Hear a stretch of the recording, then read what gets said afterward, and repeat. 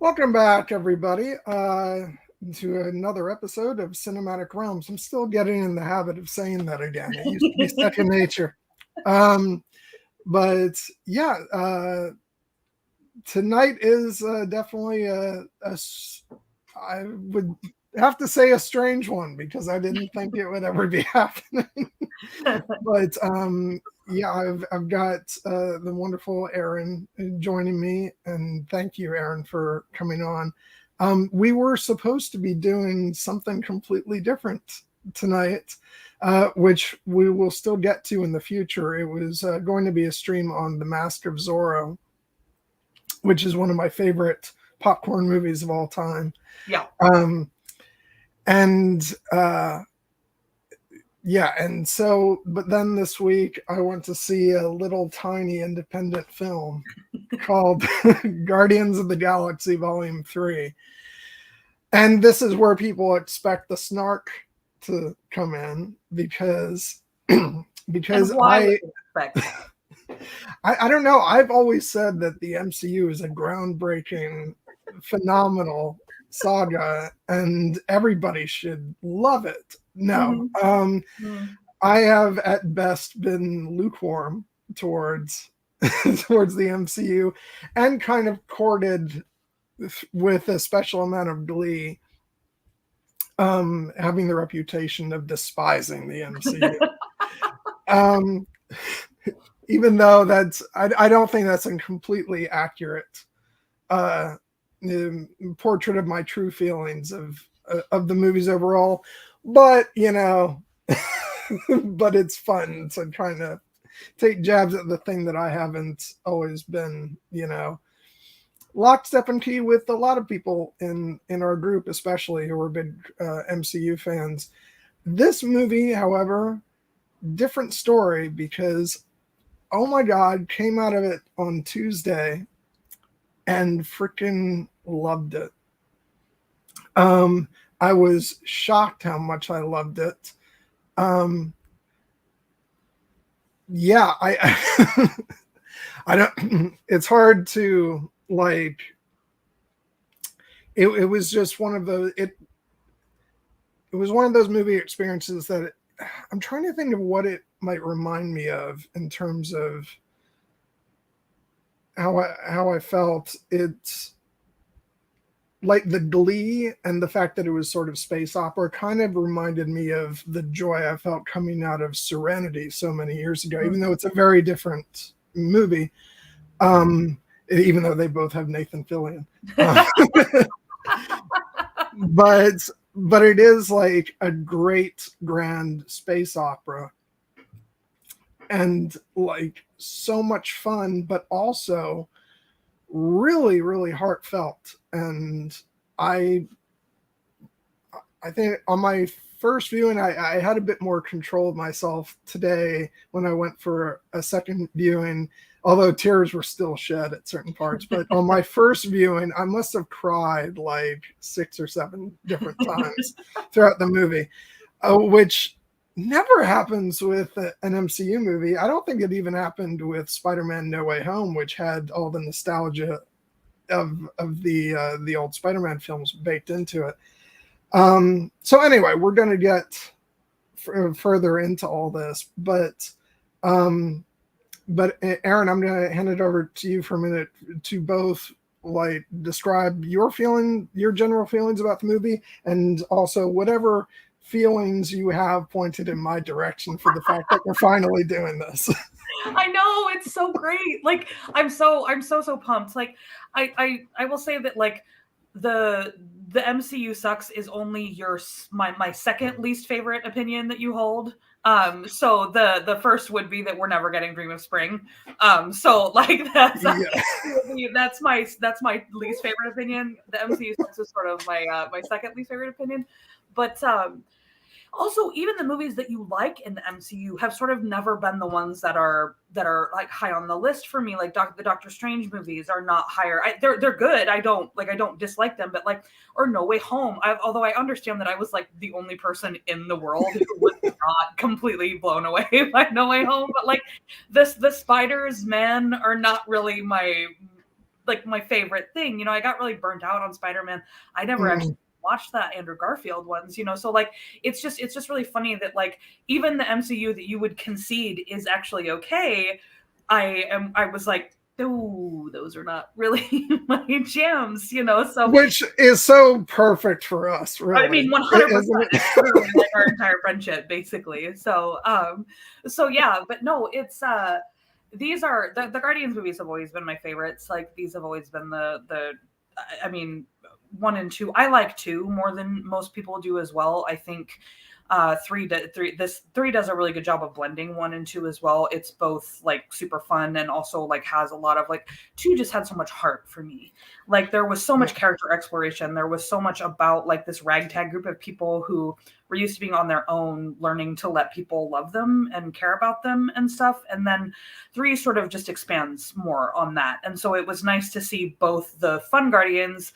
It's not that 2 wasn't fun, because there were fun parts of it and everything like that. And I cried twice in this one, although nothing even remotely close to how much I sobbed at Yondu's funeral. And they're like, one of my friends and I are still like, Yondu, you know, like it's just, that was the Ravager funeral and Kraglin being so excited that the Ravagers show up and stuff. So that was sort of the pinnacle. Like, although again, my other friends who saw Endgame with me will tell you that I sobbed through most of that, but still, probably I would say like if you had to pick a number one most emotional moment for me in the MCU, it would be Yondu's death and the subsequent funeral in Guardians. So these have always been my favorites, and I was so freaking excited because this is another way that you and I have sort of like we've sort of flip-flop positions a little bit. One of your major complaints about the MCU has always been that they don't stand alone, that they sort of require other things, or they always feel like set up for something else. And Phase 4 has felt like that a lot to me. Like the Doctor Strange Multiverse of Madness, which you liked, I felt was so much more about other people rather than Doctor Strange. I felt like it was sort of, there were more. It always, a lot of these just feel like a setup for something else anymore. Shang-Chi did not, which is why it's one of my favorites from the sort of Phase 4. And then this one, Paul pointed out that like this one doesn't totally stand on its own. You would be pretty confused about what the hell happened to Gamora if you hadn't watched sort of any of the rest of the MCU. And I was like, oh, what are you talking about? But the Quill's fantastic summarization, where he left nothing out. Right. And then Nebula's like, where she's like, you know, he left out some important things, but yeah, basically that's the gist of it. Like, I'm gonna wax rhapsodic a lot about Karen Gillan and Nebula's comedic timing and this kind of stuff, which I thought was just absolutely pristine. But like, I've started to feel a little bit like, okay, what do I have to watch in order to understand most of this stuff? You know, like I didn't really care for Loki. I didn't, you know, sort of like different things like that. That's like, I don't want to have to watch 5 other things in order to understand what's going on with this. But that has sort of always been one of your complaints about the MCU. And so it's funny that I've come around a little bit more to your way of thinking. I still disagree with you in you know, the previous phases, but Phase 4, I'm really kind of starting to sort of come around to you. But then there's this one, and I'm like, no, this is perfect. It's a perfect ending to the perfect trilogy. Nothing, no notes. 10 out of 10, no notes for me here. So yeah. It's so interesting because I want to go back to a couple of things you said, and we're not going to, I won't dwell on them for too long because I want to definitely stay focused on this movie. But it's interesting that you feel that, like, for instance, Doctor Strange and the Multiverse of Madness, like, is about so many different other things and like connected to other things. It is very much like about, like, it's the big major introduction of the multiverse into, well, I mean, Spider-Man No Way Home kind of, but this is like really diving into it. But I felt more than anything that movie is a character study for Doctor Strange, where it's very much focused on his sort of emotional states. And so that for me is why, even though it's connected to a lot of other stuff, it's very grounded in the story of Doctor Strange. And I actually think that a lot of people, myself included, kind of expected it to be like Infinity War Endgame level multiversal saga with where the Sure. X-Men were like, not just Professor X, but the Fox X-Men universe was going to come in, and we were going to get Tobey Maguire again, and all this other stuff. And it wasn't that. It was more like, it was like character study of Doctor Strange, and we're going to introduce some stuff with the multiverse. So it's funny that, like, yeah, we disagree on that movie, and we even disagree about like what it was about. What it was about. Yeah. So yeah, that's I think that one's probably beyond repair. No, I liked it too. Like I said, I didn't dislike it, but I think for me, I wish they would have gone more into, like, there were so many times that they hinted at things to me that were more interesting. Like, what was that really the only choice that Doctor Strange could have made? Like they hinted at that several times, but they didn't really like dig into it. And that was what I was like, ooh, no, let's talk more about that. Like, I want to hear more about that thing rather than America and the different sort of things going on there. So yeah. I will say that, and this is more pertinent to today's actual discussion. Sorry. Is that no? Hey, I'm the one who decided to wade further into those waters. No, I think it's, at least maybe up until I saw this movie, I thought it was the finest. Had some of the finest directing and visual style of it. Definitely the cinematography. Like, one of my issues with the MCU, kind of the visual look of it, is I find a lot of the movies to be very drab looking. Sure. Multiverse of Madness has, like, the camera is moving in such a fun Sam Raimi way. The colors are just amazing. Lots of red in there. New York, like the cinematography of New York very much reminded me of how it looks in his Spider-Man films. Sure, definitely. So that kind of brought me back to that. So, and then there's that wonderful music battle, which you knew I was going to be a sucker for, because I think that was personally made for me. I mean, that seems a fair conclusion for you to draw from it. So yeah.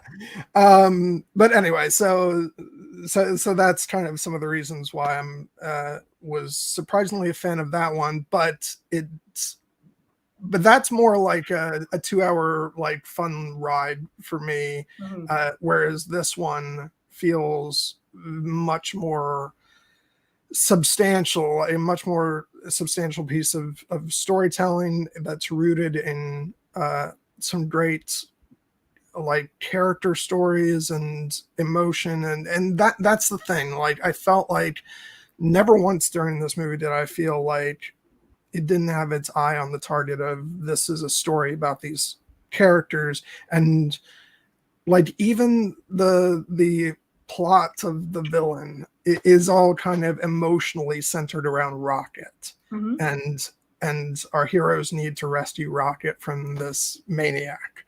And then the larger, like, fallout of that's like, the final rescue of the movie, which is the rescue of all the animals. That's the meat of Rocket's story right there. So it's all very personal, which is why I think that so much of this works for me in a way that maybe some of the other ones don't. And just like I talked about visual style, I loved the look of this movie. It was shot with IMAX cameras, and I did actually get to see this in IMAX theaters this past Tuesday. I didn't today because it's already gone, because, hey, James Gunn shot a movie in IMAX. Why would we show it in IMAX for any longer than 2 weeks? It's, that's a whole other gripe I could go on about. But I'm very happy I got to see it in IMAX for that first viewing, because I have to imagine it impacted, like, my overall emotional experience, because, like, so much what I love about cinema is connected to the theater experience. And so I just love the fact that I could see, like, so many details in the image, and the actual the ratio of the movie was taller as well. So there was just more to take in. And yeah, so yeah, I kind of like the opposite experience where I was trying to eat a basket of chicken fingers that were like all stuck together. And I was like, what the fuck is going on? It's dark and I can't see these chicken fingers. And then finally I was like, screw it. Nope, just get these out of the way. Like, I just want to focus specifically on the actual film. We're in Alamo, so that's nice, that like they have the pretty good movie going experience. Yeah, I was like, no, screw it. I'm just going to go hungry. Like, I love Guardians enough that I'm not going to mess with this weird fused basket of chicken tenders. So, well, yeah. It's funny. Speaking of like eating during the movie, I went to see this after my morning shift at work. And I was determined to get to the IMAX theater to see this, and Tuesday was going to be my only shot. So it was after a morning shift at work. I had not gotten very much sleep the night before. So I was like, crap, this is a 2.5 hour movie at least. And I know what happens when I'm overtired and I go to see a long movie. I'm going to start yawning in the middle of it, regardless of how good it is. And I'm going to get sleepy, and it's not going to be the optimal experience.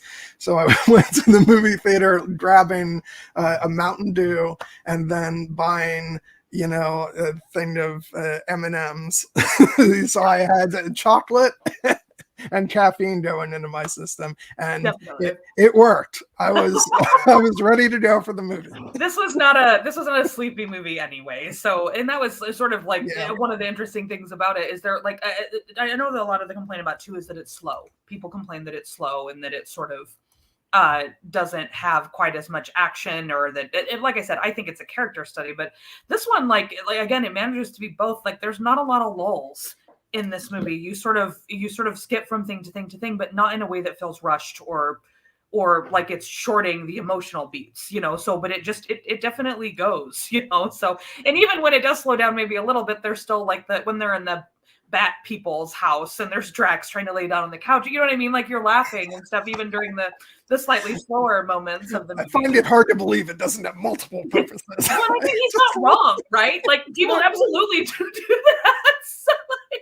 you're like, I get what they're saying, but like, he's not wrong. That definitely people lay down on the sofa too. So. I want to, before we start going into specifics, I do want to step back once again and talk about some more general thoughts, particularly as it relates to the first 2 films, because I've always, like, among the Marvel films, the Guardians movies have been some of my favorites.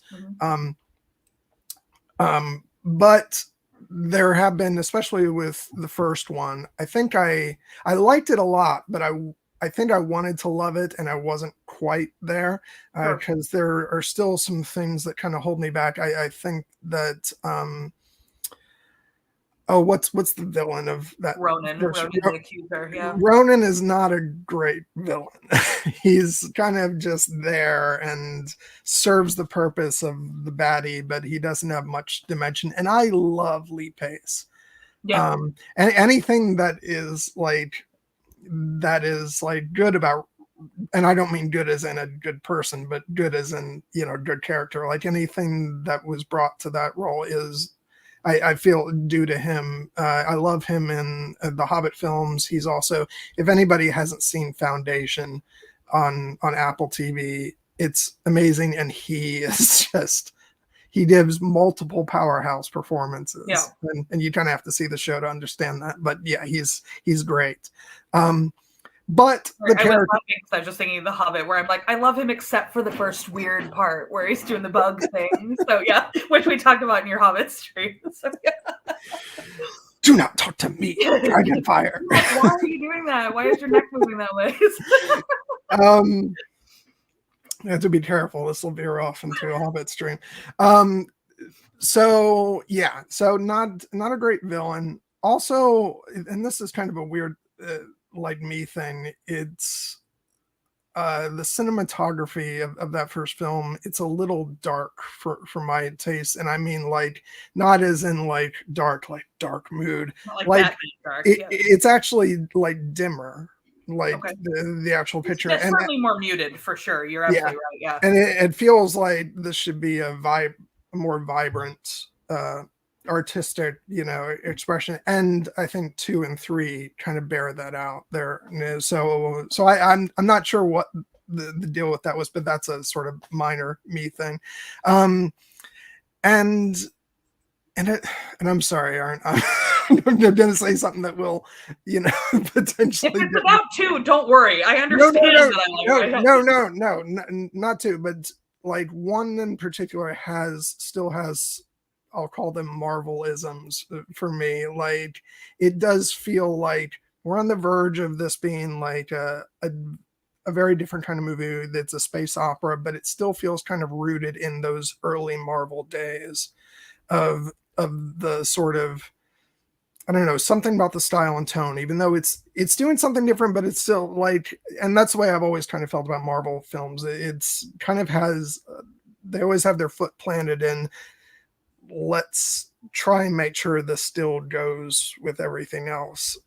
So yeah, I mean, but I would say even Ronan as a villain is very much Phase 1 MCU as well, like where they're sort of flat and not all that interesting. And I know that Ronan is sort of meant to play second fiddle to Thanos and eventually in these movies, but he is. I was actually, it's funny you said that because I was thinking about that earlier with like with the villains in the 3 Marvel or the 3 Guardians movies, and I was like, man, Ronan's really pretty not great in the, like Ego is so like, I don't know, Ego is almost a more banal evil, like with that kind of stuff. Like he's not banal because he's a god and all this kind of stuff, but like he's sort of a more banal evil. And then then you have the sort of High Evolutionary who's also a very different but much more interesting kind of villain. But it's like Ronan is like, raw power, I got a hammer and a stone, and you're like, both Ego and the High Evolutionary are again tied emotionally to our central characters. And Ronan killed Drax's family, but we don't see that. We're not really made to feel that because Drax is, well, he's Drax, and he's kind of, half like comic relief, half muscle, So I don't think we're ever treated to the same level of like emotional feeling about his loss as we get with Quill and Rocket. So do you think it's because we spent more time with the other characters before we got the sort of villain that was more emotionally rooted in their story? Do you think Drax's story maybe suffers just because this was the first time we had seen him, so we hadn't had time to get emotionally connected to him? Yeah, possibly. Yeah.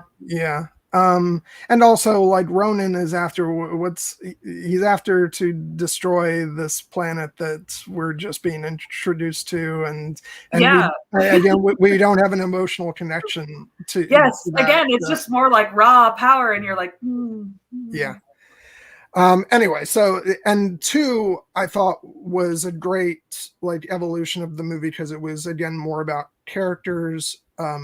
And I thought Ego was a great villain, but for me it's like it's like it is as it should be. It's kind of like that step up from the first Guardians movie, and I feel like James Gunn is like he's developing his craft as he's going along with these movies and getting more self-assured. And what I like about 2 a lot is that again, it's very self-contained to the Guardians story. It's not concerned with like connecting to whatever other story. I think that's part of why this trilogy is so great, because its number one priority is about the actual Guardians and these characters.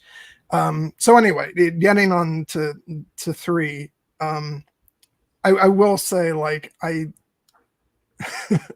and this is another gripe.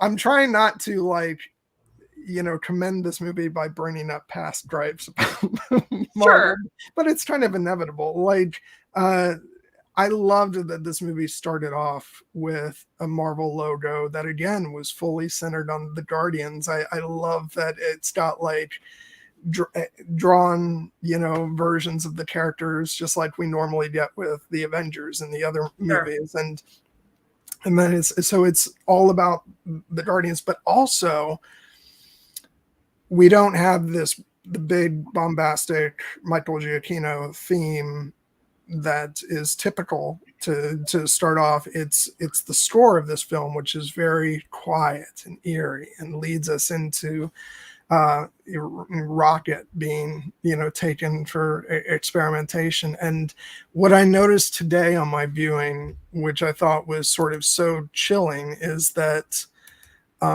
first of all, like starting off, like this is so damn creepy. Yeah. Like just the hand reaching out, and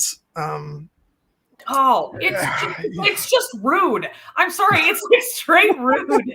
How cute they made these freaking raccoons. And I know it was for a purpose, but I was like, oh my God. Well, and what I noticed today watching this is that it's not even the first scared raccoon that we see that's actually Rocket, because that raccoon then scurries back, and it's sort of happy, unsuspecting Rocket who is sort of left. It's like when everybody else backs up and you forget to back up with them. Right.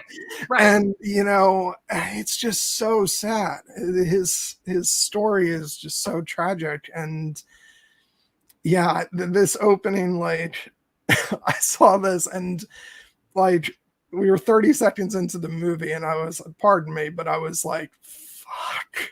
Yeah. I'm already in. Yeah. It's so interesting too, because it's an interesting beat for Rocket to not move away, like from that, because like you would sort of think that like he's too dumb to know to be afraid, but like the more you watch the movie, the more you're like, it's not that he's stupid, it's that he had like, it's like intellectual curiosity, like what is this thing, like what is this thing that's sort of coming in here, what is this new thing, what is this, like, so it's not, it's really, like, I think it's a fun subtle story beat there for Rocket, even as a raccoon, before they do whatever sort of surgery they do and hurt. Well, the thing that struck me is how innocent he is, and how then that is eradicated, in the later scene in the movie, which I'm gonna cry just talking about when we get there. But Jesus, yeah. Oh God. Let's finish talking about the beginning of the movie first, and then we'll get to theirs at some point. But yeah, and then of course we jump to we're not going to go through the whole movie chronologically because it's just too long. But I think it's important to talk about Quill in the beginning. So, I want to talk about the opening, and we'll get to Quill. But still, I'm still on Rocket, because one of the things that I noticed, because after I saw the movie on Tuesday, of course I went back to rewatch the first two movies, and something that really struck me that I don't think I picked up on when I viewed the movies before, but it's immediately obvious in this one, is how much of a fan of the music Rocket becomes over the course of the movies. And that's really, it's cute, but also kind of sad the way he listens to the music. But then, I love that the movie ends with, he gets the player, and it's just, it's great. But just to open up with him, listening to the music, and that's our opening, and I love the way the opening is done with the credits, how they just sort of fade in, and we're going through and seeing all the characters, and I love Mantis being like, come on Drax, dance, like only idiots dance. Cut to the end of the movie and he goes oh my God, that's the thing, like as sad as this movie gets, it's also incredibly joyful at so many times. Yes Absolutely. And that's the thing, I smile so much thinking about this movie, and I don't need to tell anybody this, but I just want to remark how incredible a thing this is for me, because I never have this experience. I know. I'm on this stream because I know how incredible this is for you. So anyway, so then we get to Quill, and I will say, I wonder about your opinion on this, because granted, okay, first movie, Quill is very much an idiot at times, but he has sort of matured along the way, and I feel like James Gunn writes him better than how he was written in, say, the Avengers films. How do you feel about that? Because I feel like he's a bit of the butt of a joke in those Infinity movies. War definitely. I mean, I don't know. It's sort of interesting. There's a lot that I could say about sort of Quill in the Avengers films and stuff, but like, you know, Gunn does quite a few things that are sort of meta in this one, as his like farewell to the MCU and everything like that. But one of them really is to have Quill sort of opine about how he almost destroyed half the universe because he couldn't, let it go with that. You know what I mean? Like, so I think that he does probably get later a little bit more gravitas, but these are his movies. He's in Infinity War, he's in service to Thor at that point, because Thor is sort of further along in his arc and everything like that, and he's like a funny foil to Thor, and he's obviously jealous of Thor. But then weirdly in the Thor movies, it kind of like in Love and Thunder, it turns around a little bit, where like maybe Thor is kind of into Quill, you know what I mean? So like I think that he turns him around a little bit in these things, but I do think that it's meant to be just Quill sort of coming into his own, a lot of it, like coming into sort of loving these people that he's with. I'm going to talk a lot about love here, because I think these movies are really, really, really a lot about the love between like these people who, like I said earlier, who just sort of have never had anybody else care about them, like Gamora kind of has Nebula and stuff, and Drax had these are like people who are alone in the world and who find these other people who care about them. And Quill especially, I think, is maybe that's definitely, I mean, there's a whole huge part of this movie that does exactly that, where he talks the woman into getting him into the suits, and stuff, so like he's not an idiot, but I think he is immature sort of in the beginnings of these films. He's immature, and he doesn't, you sort of see him, accept the role as captain at the end of the first Guardians and everything, but he still hasn't dealt with anything emotionally, really, like any of his real emotional pain, which then he sort of comes, and that's, Taker said earlier, like one of the most chilling things in the MCU is how casually Ego mentions killing his mother as this sort of like but it's extremely, extremely chilling. But at the same time, like I think it's meant to sort of show us that, like, again, even though Taker is sort of saying that, like, that he makes people think he's an idiot, like, it's meant to show us that he's not, and that he really does have these very deep, like, rooted feelings for the people in his life. And then that sort of follows on later, again, a little bit in Infinity War, but even, in Love and Thunder, the one speech that he gives is that you have to sort of look at the people in front of you who love you. And then the whole thing happens with Gamora, and then there's all this other stuff. Sorry, I can hear myself echoing. I'm gonna go grab my headphones. One sec. I'll be right back in the middle of a big ass speech here. 1 second. So so I'm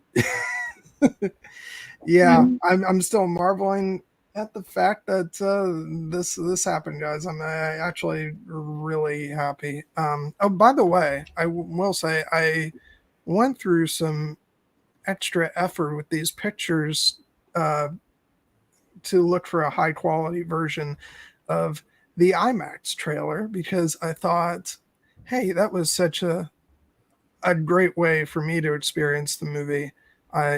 So I kind of wanted the screen caps today to reflect that. So most of the pictures you guys are seeing today are in the full IMAX framing. Beautiful. They won't. This is the sucky thing. They won't release it on Blu-ray that way. It'll be a Disney Plus exclusive. But Yeah. Yay, streaming. I know how much you love it. So. Oh, yeah. But anyway, please. Sorry, just to finish my thought here, like, I think that the very beginning of this movie is what happens when Quill has sort of learned to love and sort of done all this stuff, and then someone gets taken away from him again. Like that kind of thing sort of, it's fragile for a long time. Can you hear me? Is this are we good here? Oh yeah. Okay. Yeah, you're okay. So it's fragile, and it shows what happens when that kind of stuff gets taken away. And I like the sort of real portrayal. He doesn't just skip along like nothing happened, you know, like he still definitely does his job, so to speak, for the most part. But then once they get to nowhere, then he's just left to be drunk and sad, but still not alone, you know, drunk and sad, but being carried to bed and, you know, cared for by these people who are around him. And so I don't know. It's just really, these are all these people who care about him. And I know that this is mostly Rocket's movie at the end of the day, and as it should be. You know, a lot of the others have sort of had their moment in the sun, although I like that Mantis gets some more time to shine in this one as well. Yeah. But this is mostly Rocket's movie, but I like the sort of I like the neatness of the arc that Quill gets as well. You know, like, and I think it starts by showing you that he's sort of, I'm gonna get a little like you can't hit that low unless you care about things, unless you care about people. You can't hit those rock bottoms. Like when you love somebody, you have higher highs and you have lower lows, and you just sort of floating through life like in the middle. And that's anybody. That's a romantic love interest. That's a parent. That's a friend. Anybody that you love sort of that much. Like loving people makes your life inherently higher and lower. At the end of the day, you can't sink that low unless you really cared about somebody in the first place. So I think that I don't know. I love the neatness of him starting out in this low place in his life, and then him ending up going back to reconnect with his grandfather and stuff. You know, like I think that Quill kind of subtly gets an excellent arc in this movie that is mostly about Rocket. So, which it's interesting because that, like, of my many, like, one of my many instances of bubbling tears in this movie, the one that caught me the most off guard was when Quill reunites with his grandfather, and it showed me like how much, maybe it wasn't like as like on super display in this movie because it's primarily Rocket's story, but it made me realize how much I've come to really love Quill as a character, and how much I care about his story and the all the tragedy that he's been through, and the fact that, you know, when he reunites with his grandfather and they hug, I was just you know, it was, and maybe it's got more than a bit to do with things that I've been through, you know, over the past year, especially as my relationship with my father becomes something different than it used to be, where, you know, it's just me and him now. So, and so, you know, Quill, who lost his mother, and now, you know, to find out that he still has his grandfather, which he wasn't sure that, you know, he would. It's such a beautiful moment, and then juxtaposed with the happiness of the celebration on Nowhere. You know, so then it was followed up by happy tears, you know, yeah. and like, yeah, it's just so, oh my God, it's all so wonderful. It is, and it's also funny, like, too, because one of the sort of running jokes that I love is like Quill's sort of only half understanding of like how shit works on Earth. You know, like it's sort of like when he's like, people die when they're like 50. You know, and you're like, wait, what? I mean, like, Mantis is like, yeah. People on Earth die when you're 50. Are you going to die? Do I look 50? I mean, Chris Pratt's not far from 50 at this point, but I mean, he's definitely not, you know what I mean? So like, but I also love the end when he's like so engaged in like the mundanity of human nature with his grandfather. It's like the next door stuff where it's like, he's like, well, I could mow her lawn, but her, adult son is sitting there. I'm like, yes, I love this. I love like him actually like this is what humans are about, you know what I mean? Which, and you know how I shit feel about their neighbors, and you know how I feel about post-credit scenes, and I hate when they're used as a tee up for like another franchise. Sure. Although I guess it's all the same franchise, but you know what I mean. Sure. Sorry, I'm just gonna go tossing my microphone for so I could feel like the not fury but sort of annoyance of other people in the audience as they waited the whole time for just Quill talking about mowing the lawn with his grandfather, and I was like, no, this is exactly what it should be. Right.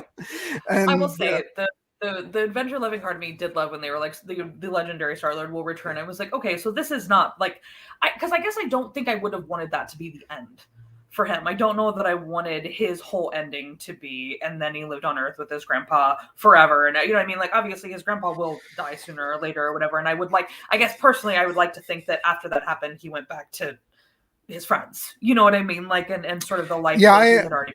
I didn't get the impression that this was a permanent state of affairs for him, but that he was going back to reconnect with, his only remaining family, because, family is not just who you're related to by blood, but he did want to reconnect,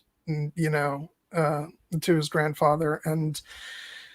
And so, I expect him to find his way back at some point.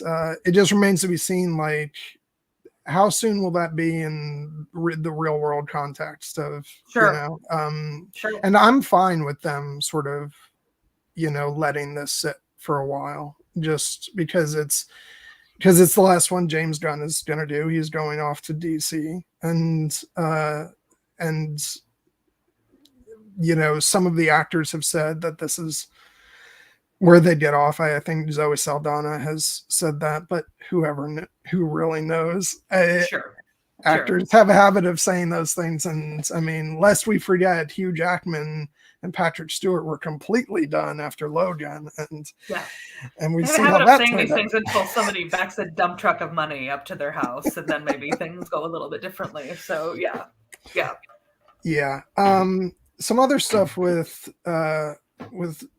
Quill, I just like, how do you not lose it in the scene where Rocket is on the verge of dying and Quill just won't give up on him, like, and the emotions that I know people have their issues with Chris Pratt, but in terms of like his performance in this film, it was wonderful, and I just got really emotional watching, but then what sent me even like that had me like sort of waiting with bated breath, on the verge of tears. What pulled me over the line in that scene was once Rocket was okay and Quill and Groot are like holding him, then I was like, but even Gamora, like being like Gamora also like being like not being as invested in it as the that universe version of Gamora would have been, but still like being invested in this whole thing and like being relieved and like tearing up. You were like, again, if I hadn't been like half convinced that they had only saved him to later kill him, you know what I mean? Like it was like I was like, oh God, this is so wonderful. Well, especially when kill him later in the movie. Especially when we get to that part where like everybody's getting off, the ship or whatever, and Quill goes, "Where's Rocket?" It's like, no, God damn it, don't do it, don't do it. Yep. Oh my God, totally, 100%. So, Kelly, I wish you had seen this so that you could enjoy this moment with us, because but we will talk about it after you get a chance to see it. But thank you for being in the chat regardless, and we love you.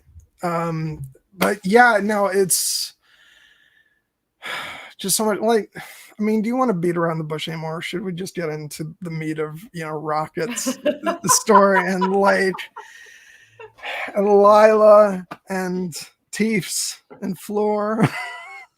Yeah.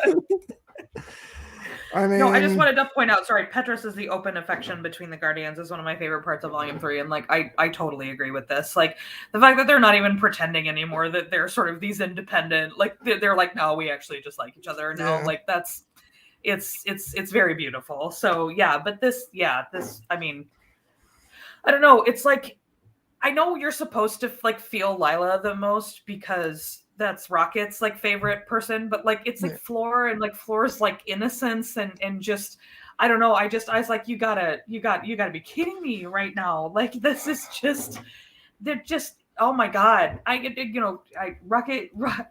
Teefs and Floor go now. Rocket Teefs and Floor go now. Like I was like, oh yeah, no, they're all gonna die. Like I was like, no, I was just go, like.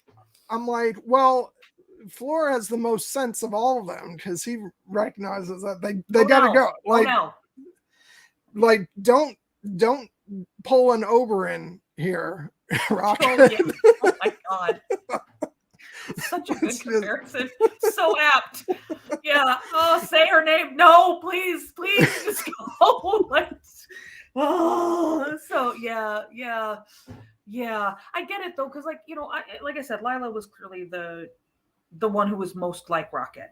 Like when it comes to sort of even in sort of like intelligence and sort of stuff like that, like Lila was clearly Rocket's like soulmate, like. Oh, I know you already quoted what she said, but I just wanted to say hello, Petra, and this is great to have you here. Sorry, go ahead. I like I said, I think there's a lot of stuff here that's, I don't like the dynamic between the four friends. It's obvious that Lila and Rocket are sort of the core of it at the end of the day. They're and again, they're the closest in intelligence. They're the, when he's first brought in and he just all he can say is hurt. She's the only one who sort of understands what's really like, not what's going on. Everyone else understands what's going on, but she's like the only one who reacts with the appropriate emotional intelligence, versus the other two are sort of like, hey, what's up? How's it go? You know what I mean? So she sort of is like, you're gonna be okay, and like you're safe, and you're here, So like, I don't know if I think she's meant to be a mother figure or a romantic figure or just a friend or like, but it just doesn't really matter at the end of the day. She's clearly the sort of the number one, and Teefs and Floor are friends as well, but it's Lila that he feels. There's a reason that it's Lila that comes to speak to him in the other flashback, So like, God, can I come? Yes, but not yet. But not yet. It was so. I don't know, the whole thing with them in the back, they're looking at his friends, looking at him as, but also she says, this is your story. It's almost, it's like Drax as well, where like he had these people that were his family, and they're important still, but like then he made other family they're not the same as the people that he lost, but they're also important, so it's like I think Rocket wants to go with his first family, but understands then why he needs to stay with his second one, like it's just, it's an emotionally incredible story, like from top to bottom with Rocket. And I like, Rocket's backstory is always hinted at in the sort of, you don't really know what's happened to him, and then you find out what's happened to him and you're like, oh, I wish I didn't know, and that's the same reaction that the Guardians have, where they're like, I can't believe he never told us any of this. That scene on the ship where they're seeing everybody is crying, and like, it's such a, I don't know, it feels like finally getting to know his backstory should be catharsis, but it almost feels a little bit George R.R. Martin-esque, where like you get what you think you wanted, and then you're like, oh, I wish I didn't have this now. Like I almost wish I didn't know this. Well, and this comes to something else that I really wanted to praise about this movie in particular, because something that has been kind of, well-documented gripe of mine for the MCU is how often I feel like the humor undercuts the emotion. And even in the other two Guardians films, I think there's moments where, there's an emotional beat, and then in comes the joke. I still like, it's still a lot of fun, and and the emotions still kind of ring true, but sometimes you just want to sit in your feels, and not immediately jump back to the humor. And this movie, I feel like, had just the absolute perfect balance where the heart-wrenching moments are allowed to be that. But then at the same time, it's not going to, like, it'll let you get depressed, but it'll alleviate that in the next scene by giving us a little something. But it's so perfectly well done, and in my opinion, I think it's the best it's been done for me personally, in these movies. Because, because I was laughing throughout the movie, but I was also crying. So, it's just, it was done beautifully. I totally understand that criticism, and a lot of people have it. I mean, that was one of the main criticisms of Ragnarok, which is also in my top 5 of Marvel movies. Like, was that the humor too often undercuts the seriousness of it. Like, I understand the criticism. It's not necessarily always a problem for me. I mean, in the first one, the whole point of ooh child is like that. Like, it's supposed to be distracting and like weird and sort of, like I've never really found the Guardians movie specifically to have that kind of issue for me. Like, but again, I totally understand why other people do. But I do agree with you that this is probably the most well balanced of the three, where they let the emotional moments shine, but it's also the Guardians, so they're fucking funny. Like that's again. I think I like Karen Gillan. Like, Nebula really has some like LOL moments for me here too, like in this movie. Like, knock it off. Yeah, but like also weirdly, the ones that made me laugh the hardest was like when they're in the Bat People's house and she's drinking the soda and she's like, "This is delightful," and I was like, "Yes, this is like me in this apocalyptic situation, being like."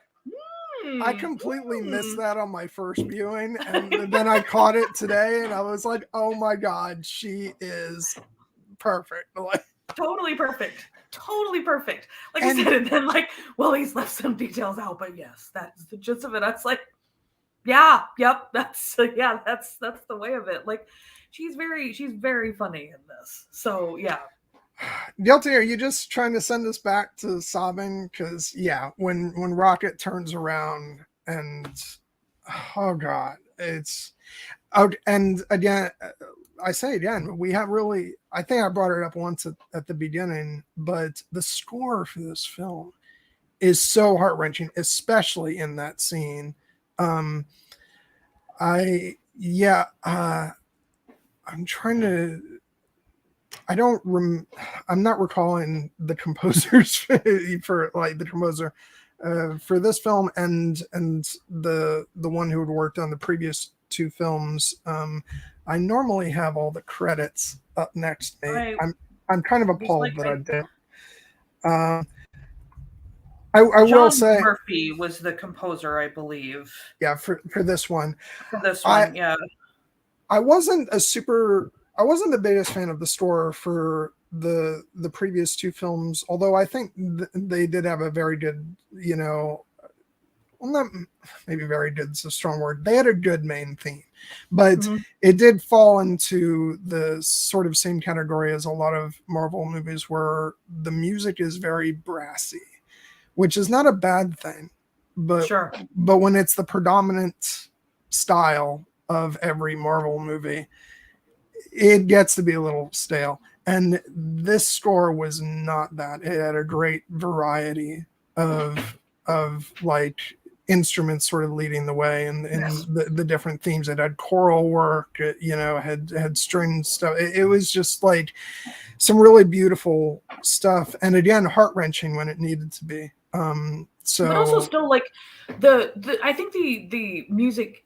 look, the score in the Avengers movie in the MCU has never been its strongest point. Like, and I will yeah, totally, but I do think it improved as it went on. You know, like there were several cues in Infinity War and in Endgame and stuff like that were you know that hit me in the feels. You know what I mean? I Like, think Infinity War has been like my favorite score of the MCU, and I feel like those were the two movies where Alan Silvestri was really let off the leash and yeah. got to do what I mean. This is the composer of Back to the Future. Like he's capable of doing some good stuff, and I still think like again possibly I need to make some room on the list now that I've seen this movie, because this movie is taking a lot of top spots. But up until this point, I found Thor's arrival on the battlefield with Rocket and Groot to be like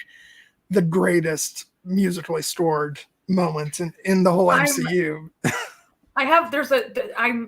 This is a really, really interesting. My brother-in-law Corbin and I are often go back and forth between that. Mine is still Immigrant Song in Ragnarok when he's coming down at the end, like because I think that's like it's so fitting and it's so aesthetically beautiful. Like it is a comic panel sort of brought to life with the soldiers sort of crawling over one another to get at Thor, and Thor coming down with the lightning and stuff. But it's Corbin's favorite is Thor arriving on the battlefield in Well, Infinity there's War. a way, and I am hard pressed to tell anyone they're wrong about that, because there's a way to cheat that, because score the versus immigrant soundtrack. yeah, exactly. So you can have both. Yeah, so no, that's like I do feel like they've, like much like the Marvel villains, sort of generally improved. I'm not saying they nail it with every single one these days, but the score and the villains both were like huge weaknesses of the early phase Marvel stuff for me, and they both improved a lot as they've gone. But this one, like I said, I think twice out loud, I just said, "Oh my god, the score!" I think the first time was when they were assaulting the weird flesh ship, which was just so gross. Yeah, let's well, actually, I was going to say let's talk about that, but we're 3 minutes away from the halfway point, so we're going to save that for when we come back from mid-roll, because there is so much to talk about with that whole sequence. But like anything more about like I mean, obviously we have to. We're going to spend some more time on him, but the High Evolutionary, like we were just talking about, how villains have improved. He is so menacing and so like and the fact that, you know, he has like his scientific reasons for why he needs Rocket, but even his followers are like, no, it's actually because you're obsessed with this, you know. Sure. And like you see that more and more as the movie progresses, where he just abandons all, like, if a crazy person such as himself can have rationality, he abandons all of it, you know. Sure. But by the end of the film, and they got graphic with this movie with, you know, taking the mask off. I was like, between that and the F-bomb, I'm like, this is a Marvel movie. Because we can talk about that later, but I was like, huh, that's okay, cool, like whatever, you know. So yeah, no, I thought I liked him as a villain. They're often like, and I'm not gonna get like, this is not like a complaint per se, but a lot of times with Marvel movies, I want more of a lot of stuff, you know. Like I was saying earlier about Doctor Strange, like I wanted more of them talking about was that the only decision that you could have been made? Like pretty much everything in Captain Marvel I wanted more of, you know. So like a lot of times when I do have like I said, not criticism, just wanting more. I wanted a little bit more about the High Evolutionary. Like I wanted, like, why now? why did this come to a head now? I felt like between that and the treatments that he was getting, these treatments, I felt like maybe there was something that was like a part of the plot that was cut for time or for relevance or for something. Like I felt like there was something that some sort of connecting thread that we were missing there.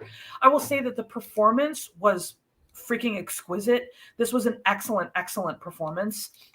Especially, you know, again, for a Marvel villain, you know, that I shouldn't have to say that anymore because the last several have been quite good. Again, I love Shang-Chi, and, you know, Wanda is although I have many other problems with that, but yeah, so, you know, like, this was beautiful. There was something that I was like, I feel like there's something that we're kind of not, there's a piece of information that maybe was once part of a plot that maybe we're not getting now. But it didn't need it. So like I said, this isn't a complaint. It's just more like, give me more, you know, like give me more of this stuff. I want more of his backstory, I guess. I don't think it's a bad thing that he was so intriguing that like we could have stood to have more of him and to know more about him. And I agree with you in that. And possibly maybe we'll get some deleted scenes that might shed some light on some of that. That would be nice. I don't know that I would necessarily need anything restored to be like a director's cut or anything, but if we 100%. Yeah, but if we just a little got bit more of something like we obviously the problem was before because he was getting the treatment when he came in to talk to, you know what I mean? Like, so there was something that was going on before.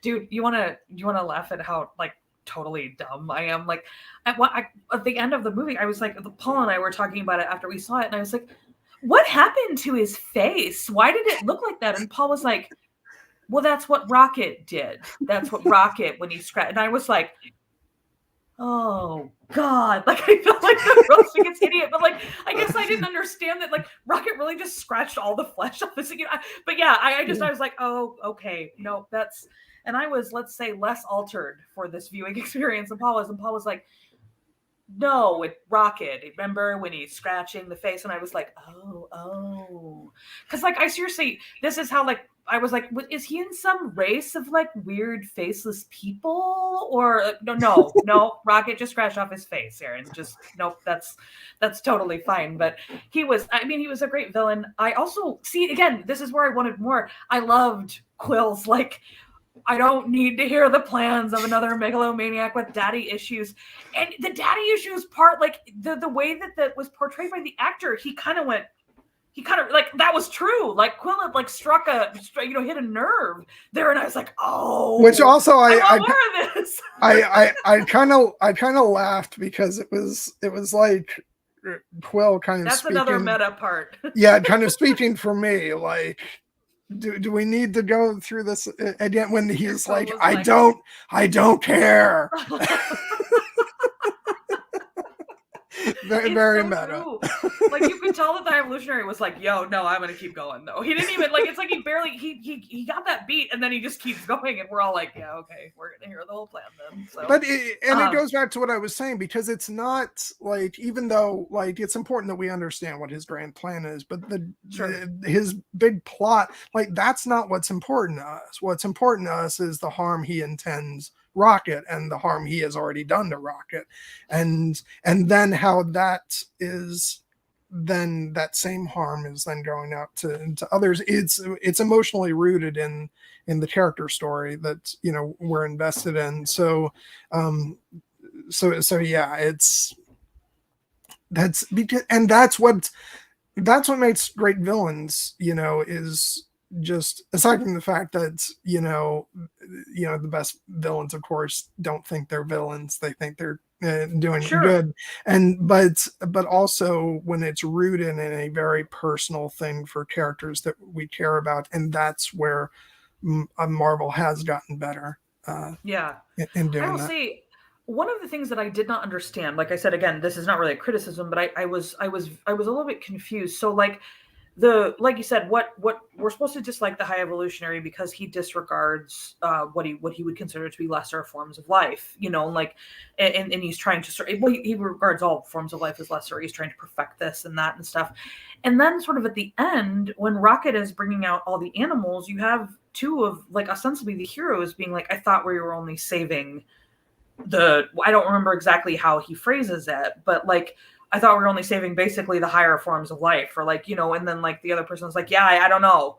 Like, and I thought that was a really weird emotional beat in the moment, because I was like, the whole sort of point has been that the High Evolutionary thinks that everybody is lesser, and that they've spent all of this time trying to, like, again, they made the raccoons as cute as they possibly could have made them. And they go through that whole beat with Rocket at the end, understanding that, like, this is where he came from, and these are no being is lesser, and that these raccoons deserve to be saved just as much as the children do, like, but then they sort of, it just felt like a weird beat for me, that to have that exchange between two people who were trying to save people, to be like, oh, I thought we were only saving the higher life forms. I was like, I don't really know what that was supposed to be there. And I don't know if you have any thoughts on it, or if you noticed it, or if it struck you as being sort of discordant, or. Oh, hi, Anna. No, yeah, that's interesting. I mean, I kind of chalked it to the general, like, human thing of, like, our first priority is, I mean, not that they're all humans, but you know what I mean? Like, yeah, it's where we're like, we'll save, and I'm not saying, when I say we, I don't mean all of us, but in general, the human race is kind of like, we'll save, animals if we can, but the first priority, of course, is human beings. So yeah, I don't know. Yeah, again, I just a bit of a weird beat for me. So. I didn't get the impression that was something that was actually discussed, but like, it was just kind of like, because they're very short on time, and so their priority was kind of, as they put it, the higher life forms. So I don't know. Now you've made me think about it, so I'm not sure. Yeah, I just didn't know if you had a different read on it. Like I said, a lot of times, again, but different reads have helped me understand some of it a little bit better. And that one was a little bit, like I said, it just struck out an odd chord for me. So. Yeah, they're showing that so-called higher, thinking life forms still have a way to go, maybe. Yeah, definitely. I mean, that might also be true. Like, that's, I don't know, one of the funny, like, I was reading somebody's review of it. They were like, okay, so here's the thing, like, Rocket doesn't kill the High Evolutionary in the end, which is good, like, we don't, but they were like, it also feels weird for him not to kill the High Evolutionary after they just killed like 450 guards outside, like, who were doing the thing. And I was like, oh, yeah, I suppose, but it's the personal connection, right? Like, it's a personal connection to the High Evolutionary. Because he's not going to do something out of revenge. Right. Although the world is, all worlds, it's at the end of the day, really feel like they're objectively a better place without this guy. But so no, but it is the point of it. But I was like, yeah, that does feel a little bit. Gamora is perfectly placed to be the one to do it, because she's really happy about killing people whenever possible. Well, Drax kind of too, where they're like, no killing. We're not killing anyone. One person, like one guy who nobody likes. You're like, no, nobody is. Okay. Let's go ahead and do the mid-roll. I'm gonna go okay. One second. Yeah. Go ahead. Thank you guys for stopping by for this wonderful stream, which I'm having a blast doing so far. I'm actually just going to, let me put this comment up real quick. James Gunn has said that at the end, Rocket is the most empathetic guardian, where he seems to be in the least, might be a demonstration of this. Yeah, I kind of agree. Like, he's demonstrating, that he's the one who's going to point out that you all need to care about, every life form. And so I think the others just still have some lessons to be learned, maybe. But Guilty, that's a great Batman Begins callback. Yeah, and it's definitely one of the lines I like a lot from that movie.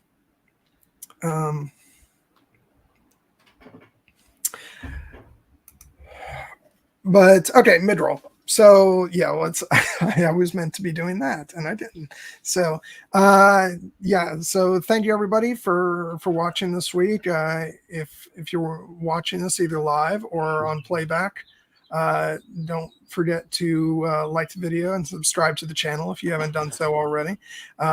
And next week I'll be having my good friends AR and AK will be back for AR's birthday. And we're going to be talking about their favorite movie, Mulan.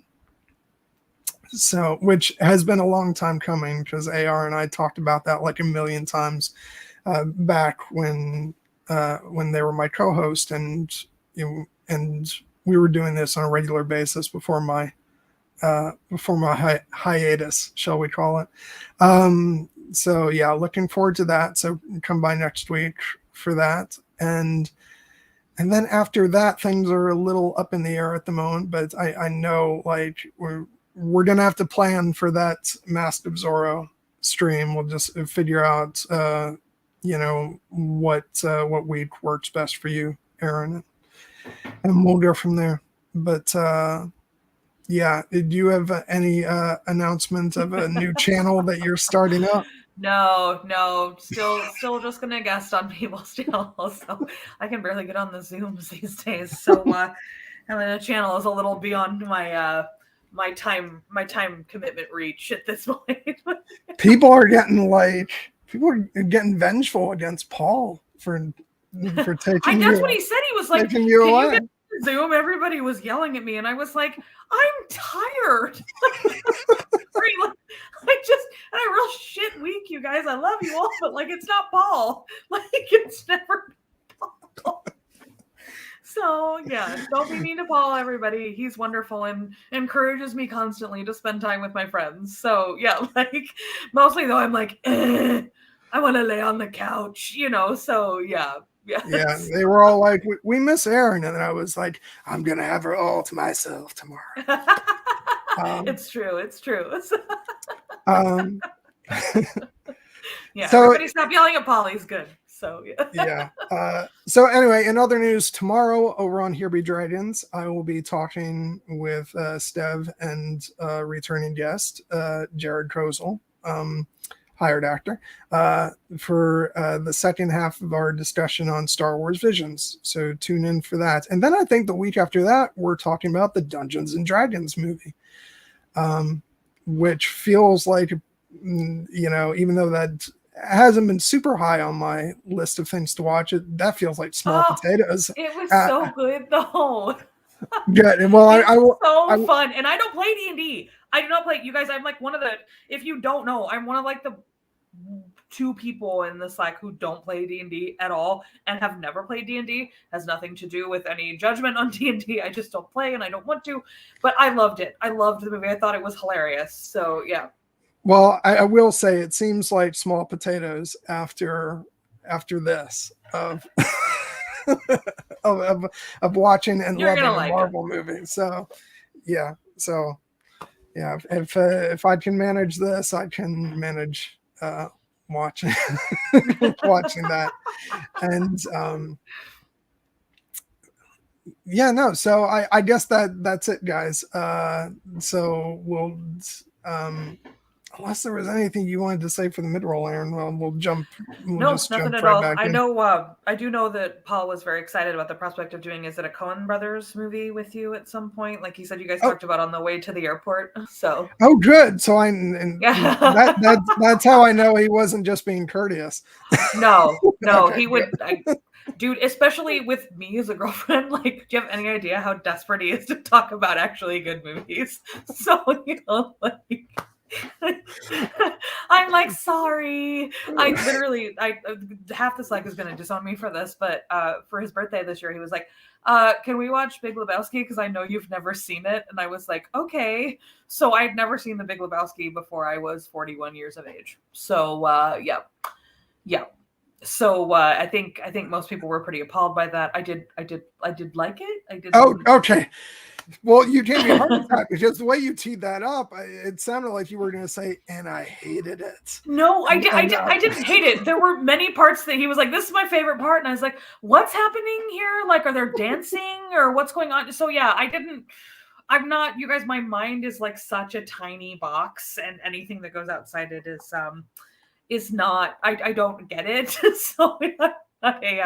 Not a creative minded person, and he's very creative minded. So I think he would be very thrilled to talk to you about a movie because he's not obviously getting that in his romantic life. So yeah. Okay. Anyway, Flesh Ship. So wait, there's a deleted scene where the High Evolutionary was in prison on Nowhere. I wonder when that would take place. Yeah. I'll have to read up on that, see what that's about. Yeah, because I haven't heard about that. Okay, so Fleshy Planet, which what are we calling that? The Flesh Ship. Like, oh my god, it was such a weird concept. Well, like, I was like. Yeah, the planet belongs to Orgocorp. Mm-hmm. I forget. The planet is called Orgo something. Anyway, Fleshy Planet is better for our purposes. This whole thing looked like it was out of like The Fifth Element or something. 1,000,000%, yes. Which let me bring up some pictures. First of all, and this is some of the stuff that I really loved on IMAX, just seeing them descend onto the, what are we calling it, planet? Yes, yeah, flashball. And which, by the way, that whole scene, just with the car. And blue is green, and I was like, oh my god, this is incredible. No, and Jack's like, no, yellow is yellow, and whatever, and she's like, you sure? Try it. Hello. Well, it's like also everyone except Quill understood it, but I love that they were all dead silent while he's confessing all that. I was like, and she's like, we were hoping it would stop us. Like, oh god, this is so terrible. But it's that whole thing was one sort of I know that thing with Quill and Gamora is meant to be very heartfelt and stuff. I will say it verges on a little creepy sometimes, when you're man, she doesn't know you. I get it, but but otherwise that whole thing from top to bottom is incredible. It's so funny that they throw their clothes in the bin that goes outside, and then the whole thing where they're trying to bluff their way through it and Drax is trying to join in. I was that entire sequence was absolutely fantastic. But even Nathan Fillion, where he's like, I got one of those guys, he keeps shitting on them. This costume design, what? It basically reads like jacked bug, and it's incredible. So I mean, again, this seems to me like something that would have come from either Fifth Element or the other one that director did, Valerian, and whatever it was called, just yes. And again, I loved having Nathan Fillion show up in this, because Yes. for me, it provided like that sort of emotional connection I have to Firefly and Serenity, and Yeah. it just felt like a nice warm blanket having Nathan Fillion cracking jokes in the movie. Yes, 100%. 100%. Yeah, no, but you're right. That the whole thing with him going, I get it. I got one of those guys. Guys, like, I'm right here. This guy, he's great. But this one, no. And then later on, when the sovereign, are there, and he's like, your guy's an idiot. I get it. I don't want to. I know, the second time. Like, I was like, this is amazing. I mean, like, again, obviously Nathan Fillion is like real big nerd. We all love Nathan Fillion, like, but I was like, the whole scene was just amazing. Like I said, I was done laughing at them like talking while their clothes floated by outside, like, they're like, oh, oops on that one, So yeah, it's weird. Go ahead. I was just saying, it's weird because like the Flesh Ship is like a lot of comedy, but then like gets very serious very quickly there. But then they sort of switch. I think that's really one place where they very adeptly go back and forth between humor and like real actual stakes, like, and I think it's an absolute pleasure to watch. I know some people who were perhaps on some mind-altering substances did not enjoy the Flesh Ship quite as much. No, it's one of my favorite parts of the whole movie, honestly, because and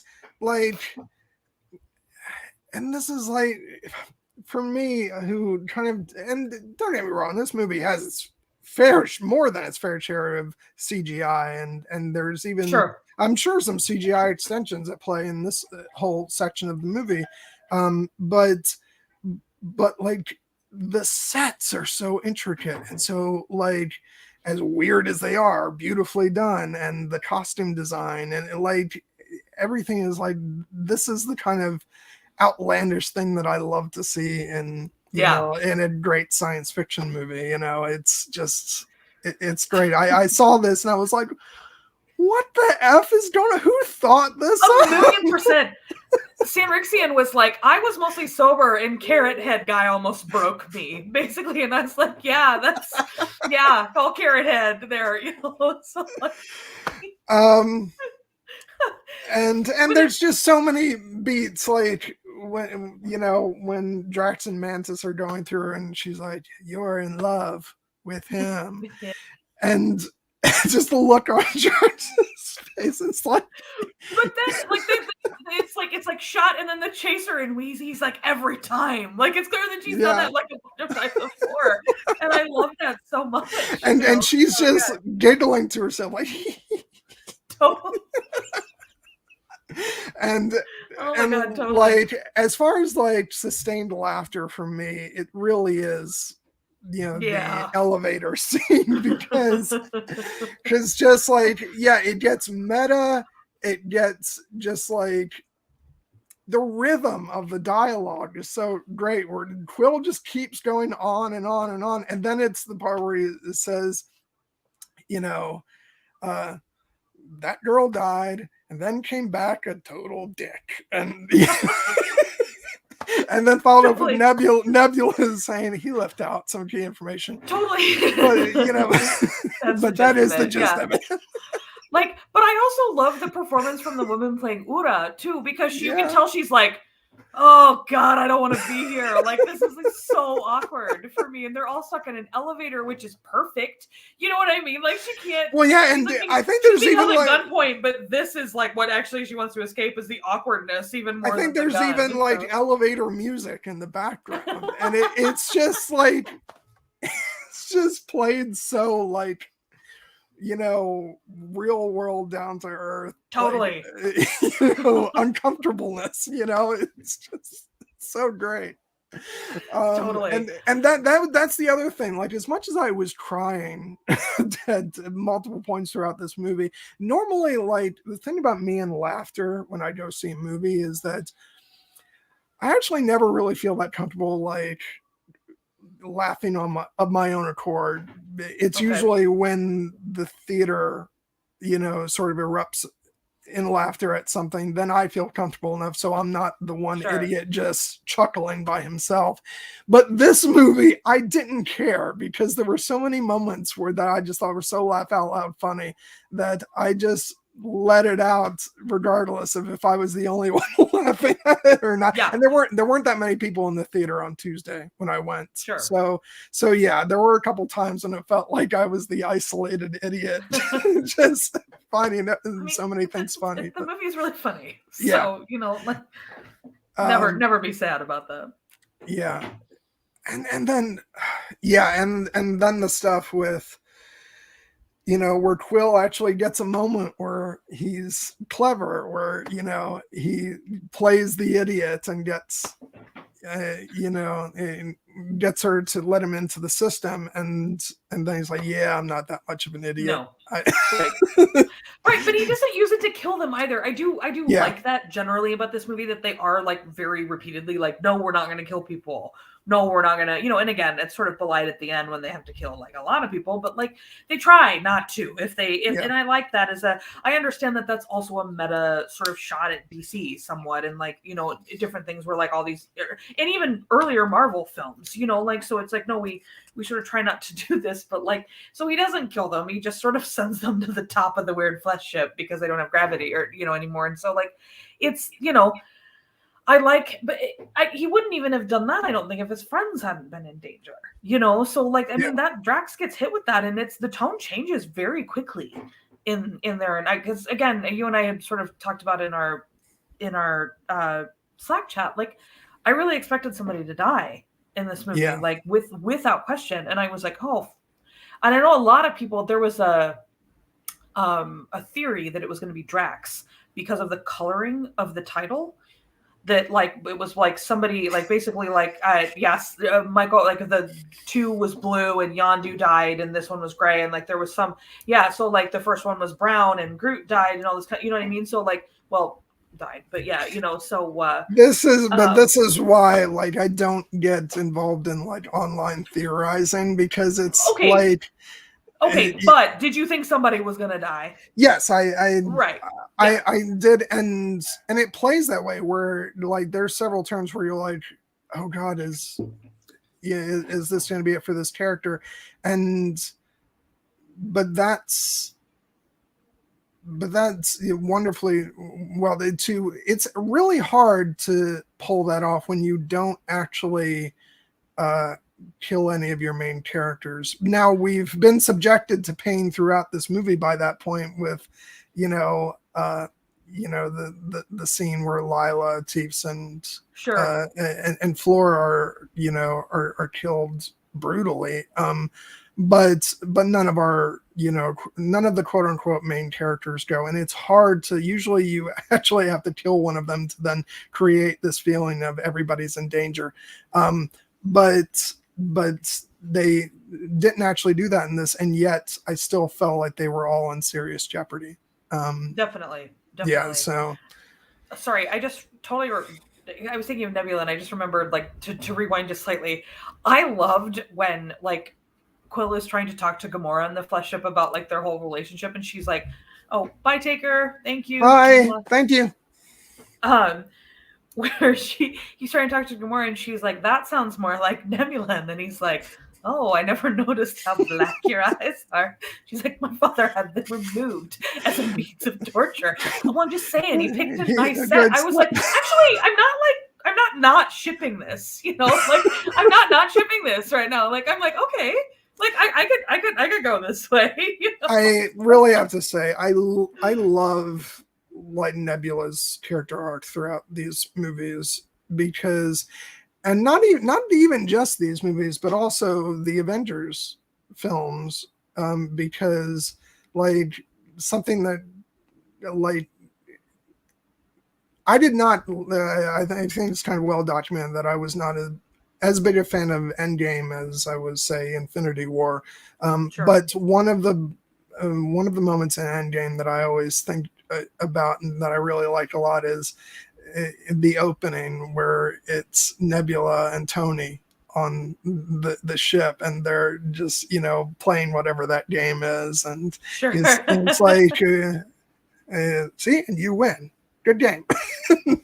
And like it's so she's been on this long journey of like slowly warming back up to people, and to the point where like now she has embraced having a family by this film, and not just that, but taking care of other people. And I also love, there's a beat in the opening of the film when Adam comes in and is, you know, fighting, you know, my big dumb powerful son. Yeah. Which we haven't talked about him yet. I think he's hilarious and adds a lot to the movie. Yeah, I was like, we haven't talked about a lot of things yet. We'll get there, but yeah. But there's the part where he's like, you know, beating down on Nebula, and then you see, you know, one of the citizens of nowhere just like, you know, crying for him to stop. And it shows, and this is true like all the Guardians, because they're like taking care of everybody, but it shows like how much the people care about Nebula, and so how much like she's become personally invested in this community, and like and again taking care of people. It's a wonderful evolution from this character who was just like a straight antagonist, you know, in the first film. And yeah, I like too that both like in Endgame and then in this film, Gamora is consistent in her love for Nebula, in her genuine desire to have a relationship with Nebula that is not antagonistic. Like they sort of carry that through line. Like, so like Gamora does not, you know, she doesn't remember the feelings that she had for Quill, which are sort of, it's sad, but also we had talked about a little bit in our Slack chat, one of the most beautiful scenes I've ever seen in a movie on IMAX was in Guardians 1, when Quill goes out into space and he gives Gamora his air, you know, like, and he gets, that's the stars and the framing and the way that is shot is like, it took my breath away how beautiful that was. But like in this Gamora's world, that never happened, you know, like she never sort of got these things. But I love, because that you know, too was Guardians 2 was some of the evolution of Peter and Quill and Gamora's romantic relationship, but it was a lot more an evolution of Gamora and Nebula's sisterhood. And I like that part of it carries over into this one, that even though, and it makes sense sort of to a certain extent, that like she still had all of the other things that she had with Nebula. She doesn't have a lot of the things she had with Quill, but like, I love that part still carries over, that this Gamora is still mercenary and is still kind of, as Quill puts it, a dick, but she still loves Nebula. And I find that to be like a really, really, I don't know, it's powerful for me that this sisterhood like is something that transcends all of these movies. Like that sort of goes, not transcends, but like it's a through line in all of these movies, that these sisters really do love each other. They just aren't sort of allowed to do it when Thanos is, you know, is the patriarch of the family. So. Yeah.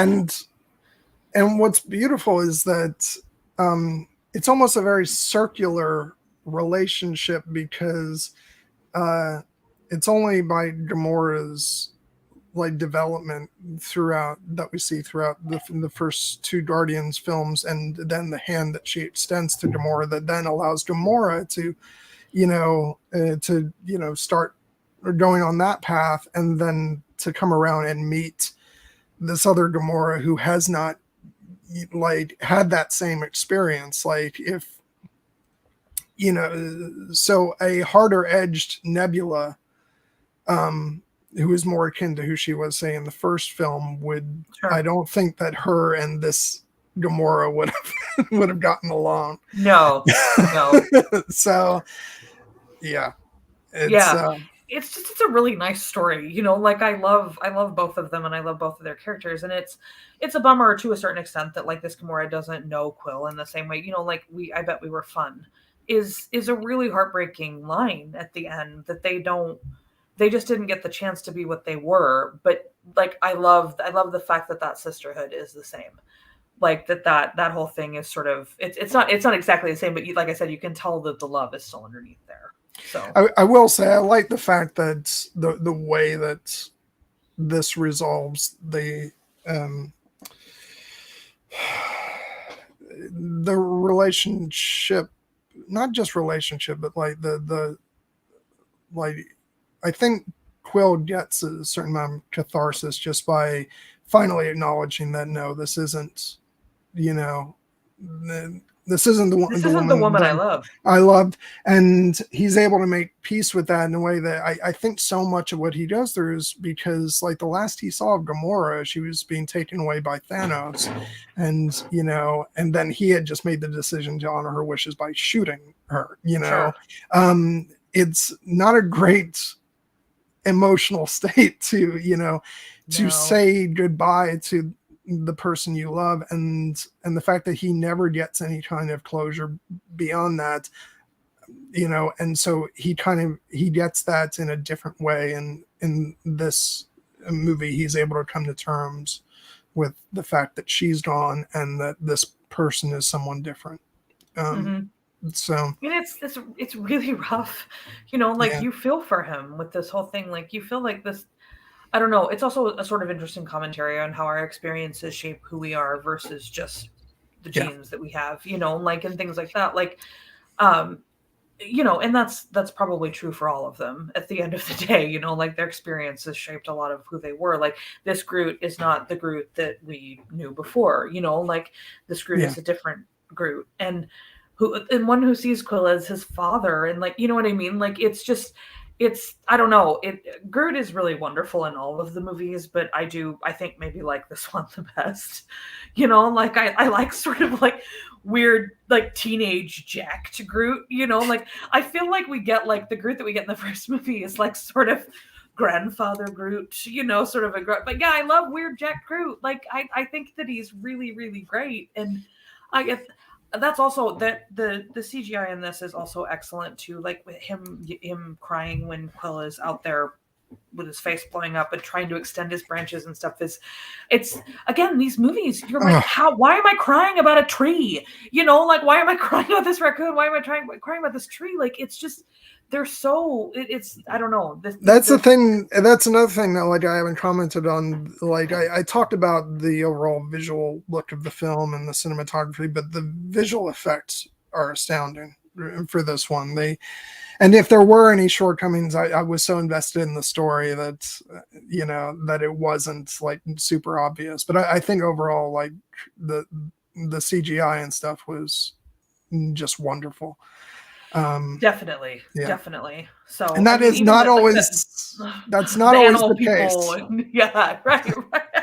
No, I've noticed this stuff less than other people, but even I can see that these movies were very beautiful. So yeah, Yeah, the fact that like the CGI had to be great because like so much of the heart of this movie is about these animals that were meant to like I felt I'd wager to say it felt for those characters the most of all. yeah, Just yeah. because those were the ones that tugged at my heartstrings, and we're introduced to these three new uh CGI animal characters who we haven't seen before, but Immediately break our heart. Yeah, yeah, so like it has to be great. And I also liked that even for like the big CGI action sequences, and I'm gonna say this, like, don't like go too far down the line with trying to pick this apart, because with anything that has big like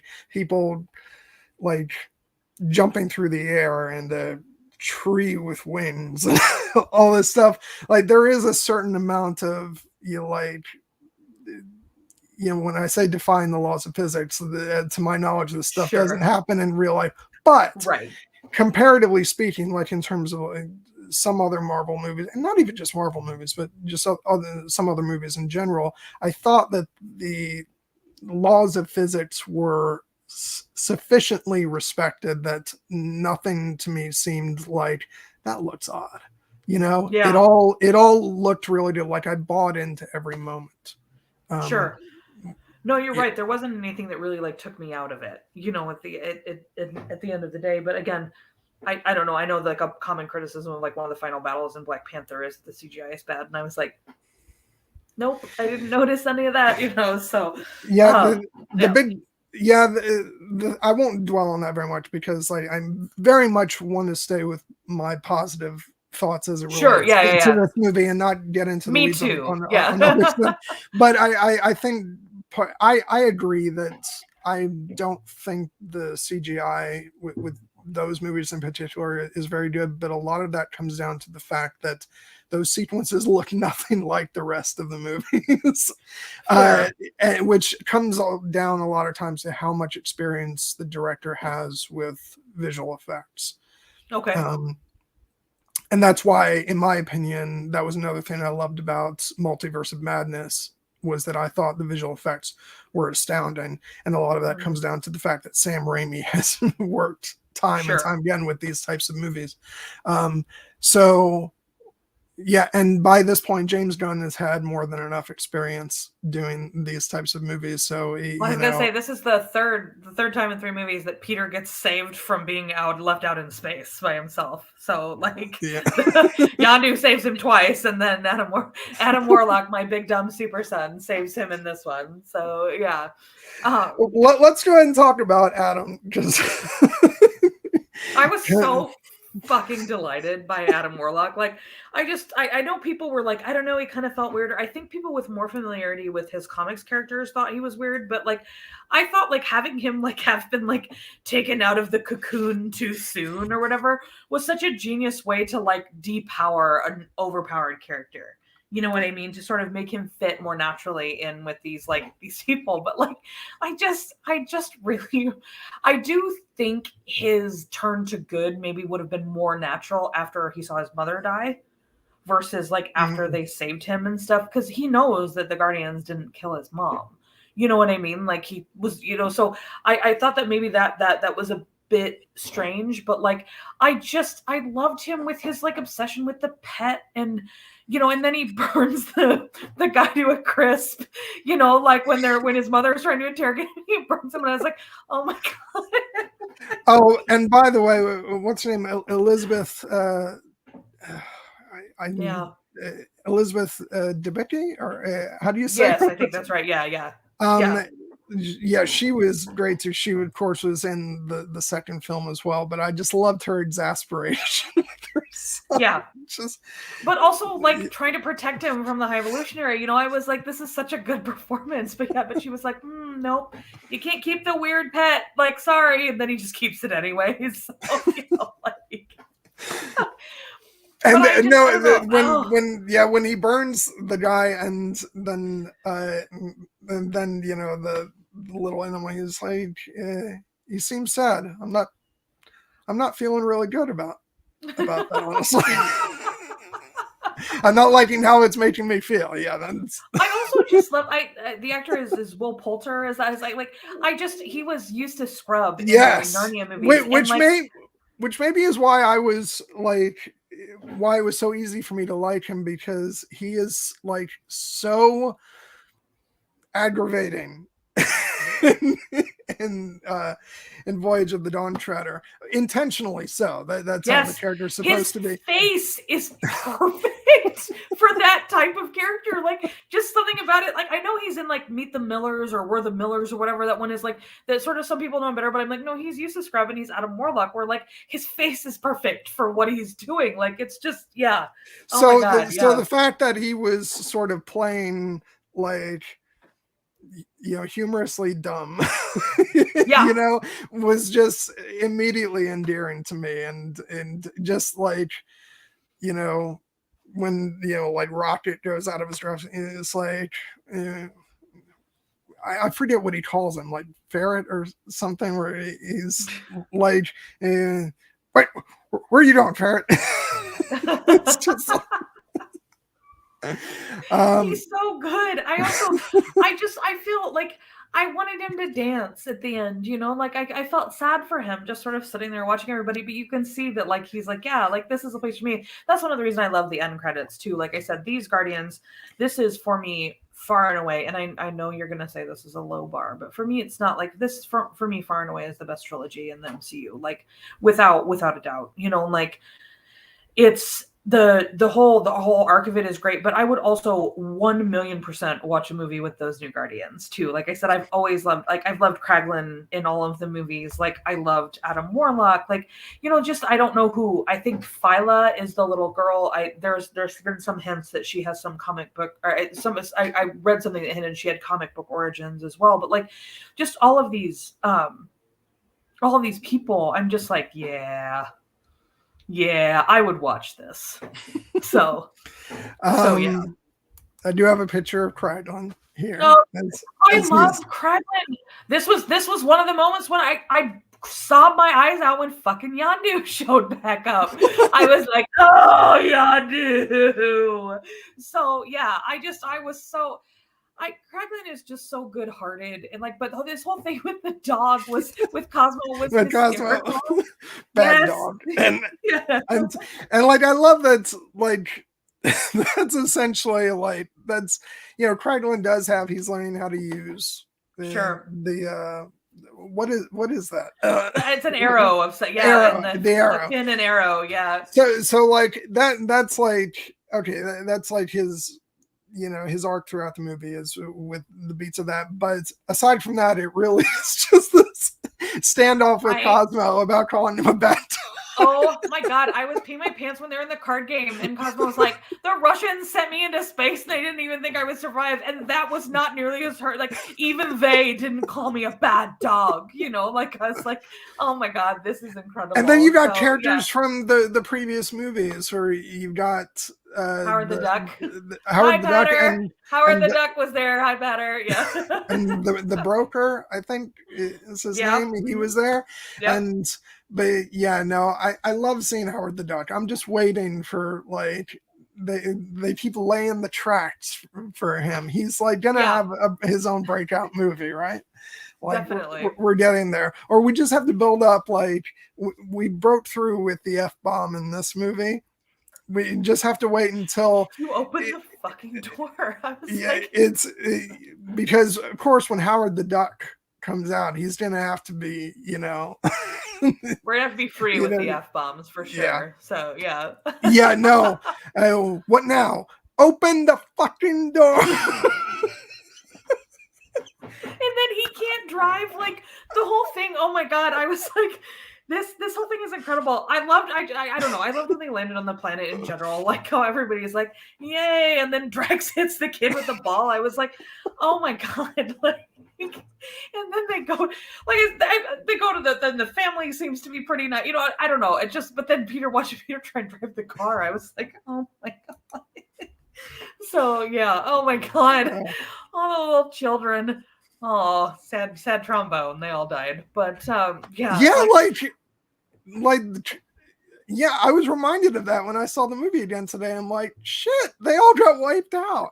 I totally thought they were going to go back and save the Bat family. Like, I was like, go get the Bat family, but they didn't. So, yeah. Yeah. God.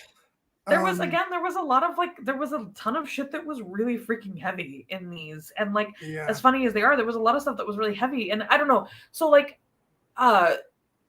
the endings, I think, were all sort of generally very good for these characters. They all felt very fitting. They all felt very like, Nebula's was a good ending that didn't, and I would love to hear if you have different thoughts about this, but it didn't feel like as natural of a conclusion as the other ones did. Like Drax, you know, oh, you weren't meant to be a destroyer. You were meant to be a dad. Like, but there was Mantis sort of, who very rightfully pointed out that she had always been doing what someone else wanted and wanted to do what she wanted. Now there was these Quill going back home. There was, you know, there were all these like endings that felt really natural. And then Nebula was like, I'm going to stay here on nowhere. And there's nothing wrong with that ending. But it didn't feel like as much of a natural conclusion to her arc as some of the other ones did. Yeah, I do like, And our disagreement on this one had to come in somewhere. If it's this small little thing, we're fine. Sure, yeah.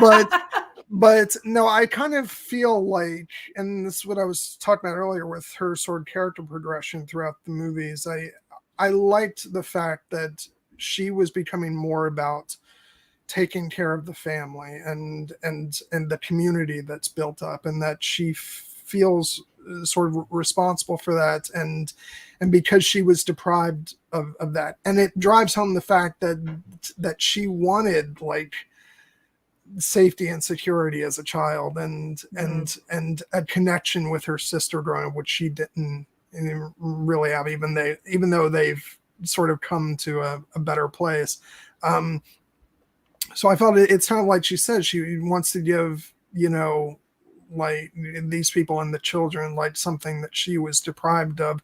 And I just like the fact that, this is someone who spent, what was it, 5 years when everybody else from her, the sort of found family disappeared, except for like Rocket was still there. Which drives home like how important they are to one another, and I think you kind of see that at various moments throughout this movie.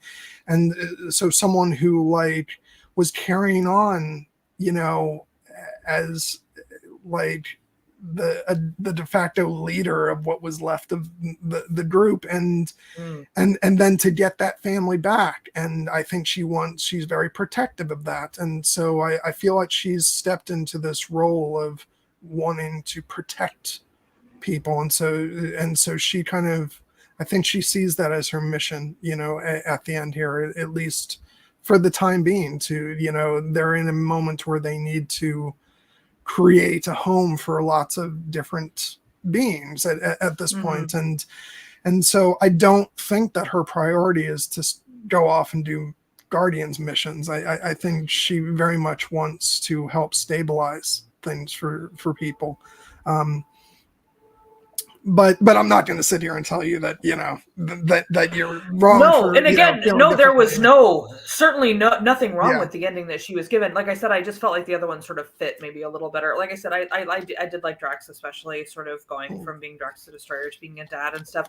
I did find it kind of curious when Mantis is sort of going at Nebula towards the end, wherein she says, he's the only one of all of you who doesn't hate himself. But I think like, I wonder, because I think Drax was sort of self-loathing in the first movie, where he was, his family is, and I was like, I wonder if Drax sort of genuinely found closure in Ronan's death. And so after that, he was the only Guardian who didn't sort of have unfinished business, who didn't hate himself, but I think the line sort of rang a little false for me at the beginning, and then I was like, well, no, maybe like after he killed Ronan, he really did find like the closure that he needed for his family. Because Ronan died. Thanos also is dead, so yes. I think he's probably arrived at a place where he feels like he's avenged his family, right? So now I just sort of take it as all he's doing now is like he's fighting besides his family, and he's having goofy fun times with Mantis, his sidekick. Yeah. So like, and like, and for me that was really borne out in like the holiday special. They really are like buddies who like. So all he's interested in at this point is just maybe I wanted a Zard nut. Like yeah. It's too late. They're all gone.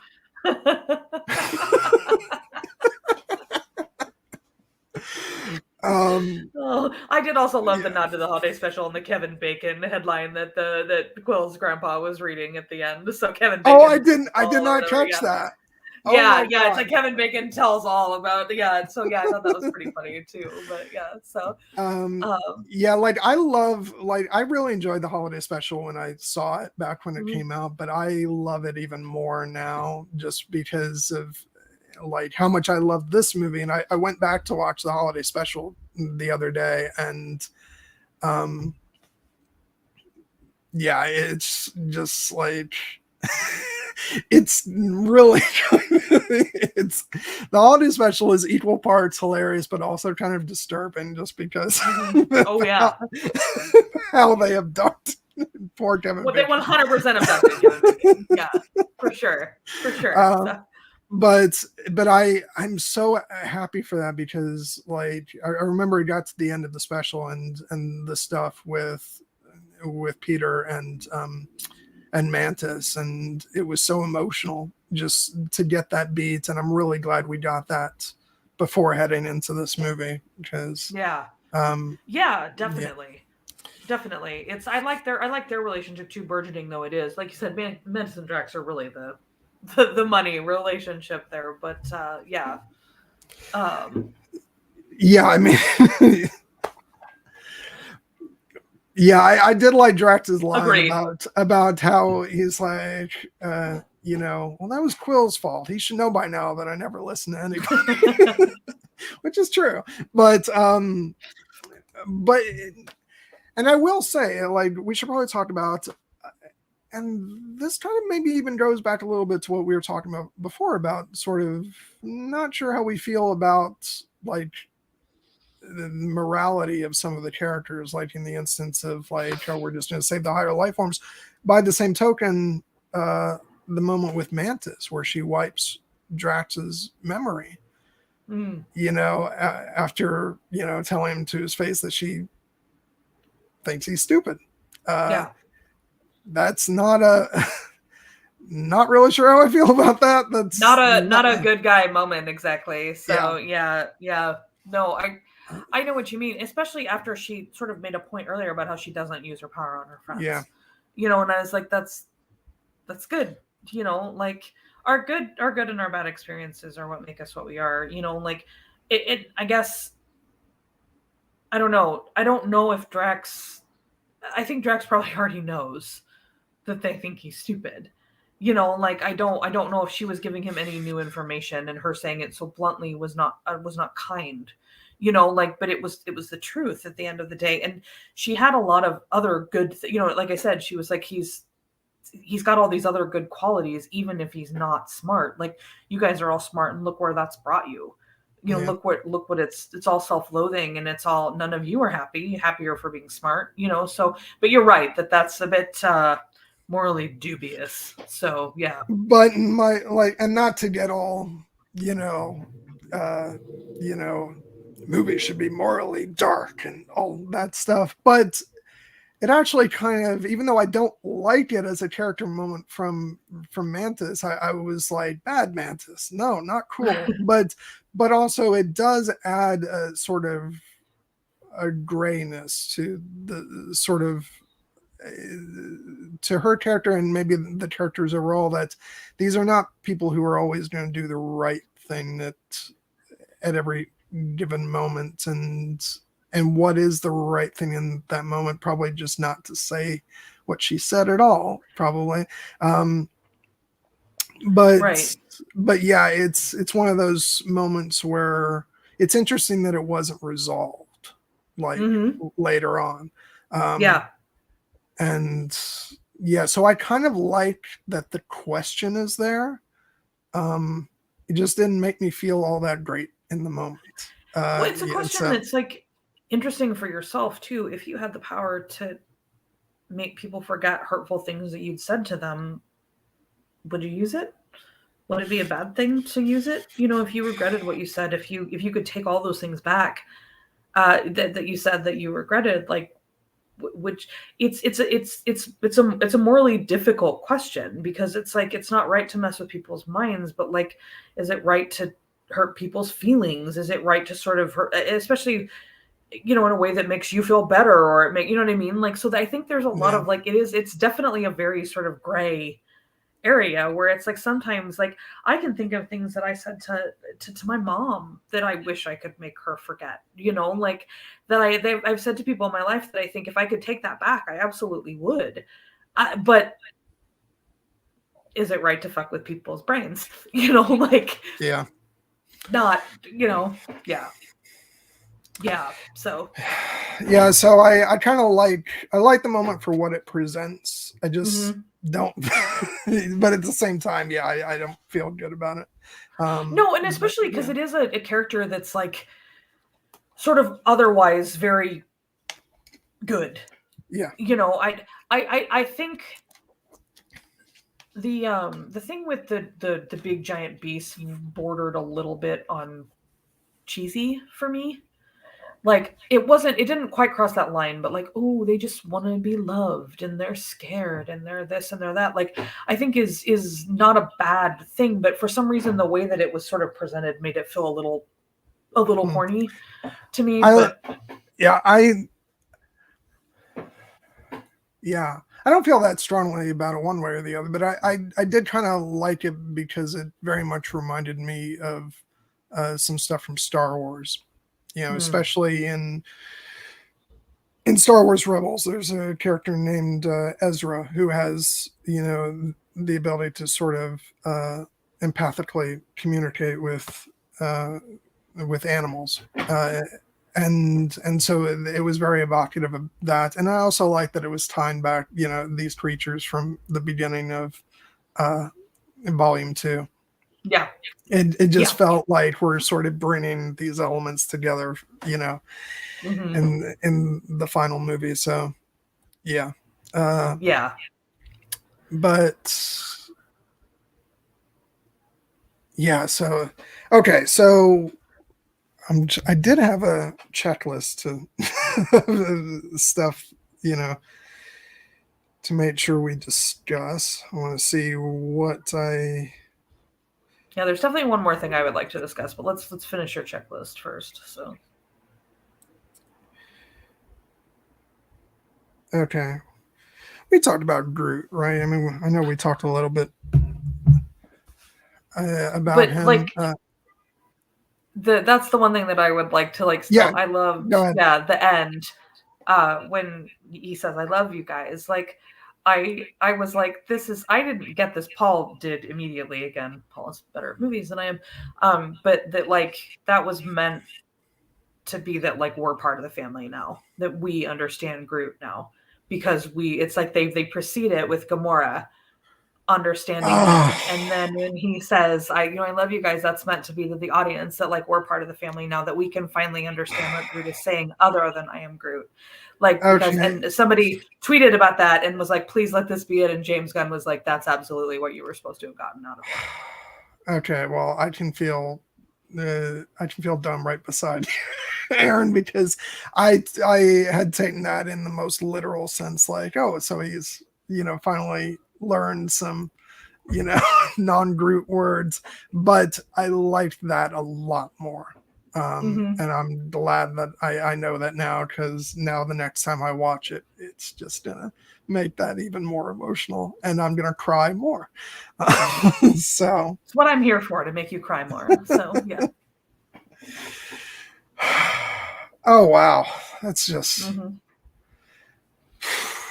right. I was like, Paul was like, no, yeah, obviously that was it, and I was like, no, I didn't get that. I just thought, like you said, I was like, oh, Groot talks now, and it's like, oh no, we're just meant to understand that we've spent so much time with him now that we can understand what he's saying. So yeah.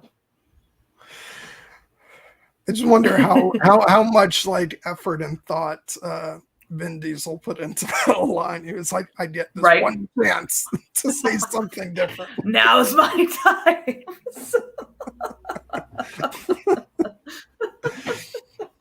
No, I did love this version of Groot. So I thought he was very good. And this is his family, and this is the family he grew up knowing. So I love the dynamics. Like I said, I love him trying to reach out his branches for Peter when he's out there, and the way he's crying out as he does. Oh Jesus! Yeah, real kick in the teeth. So yeah. Oh yeah. Yeah. And is there anything else on your checklist that you think we missed? Just bringing up a little bit about the music again, especially the scenes that were centered around the High Evolutionary were very and I think in the first scene it's meant to be source music where he actually is playing something, but it's very classical choir,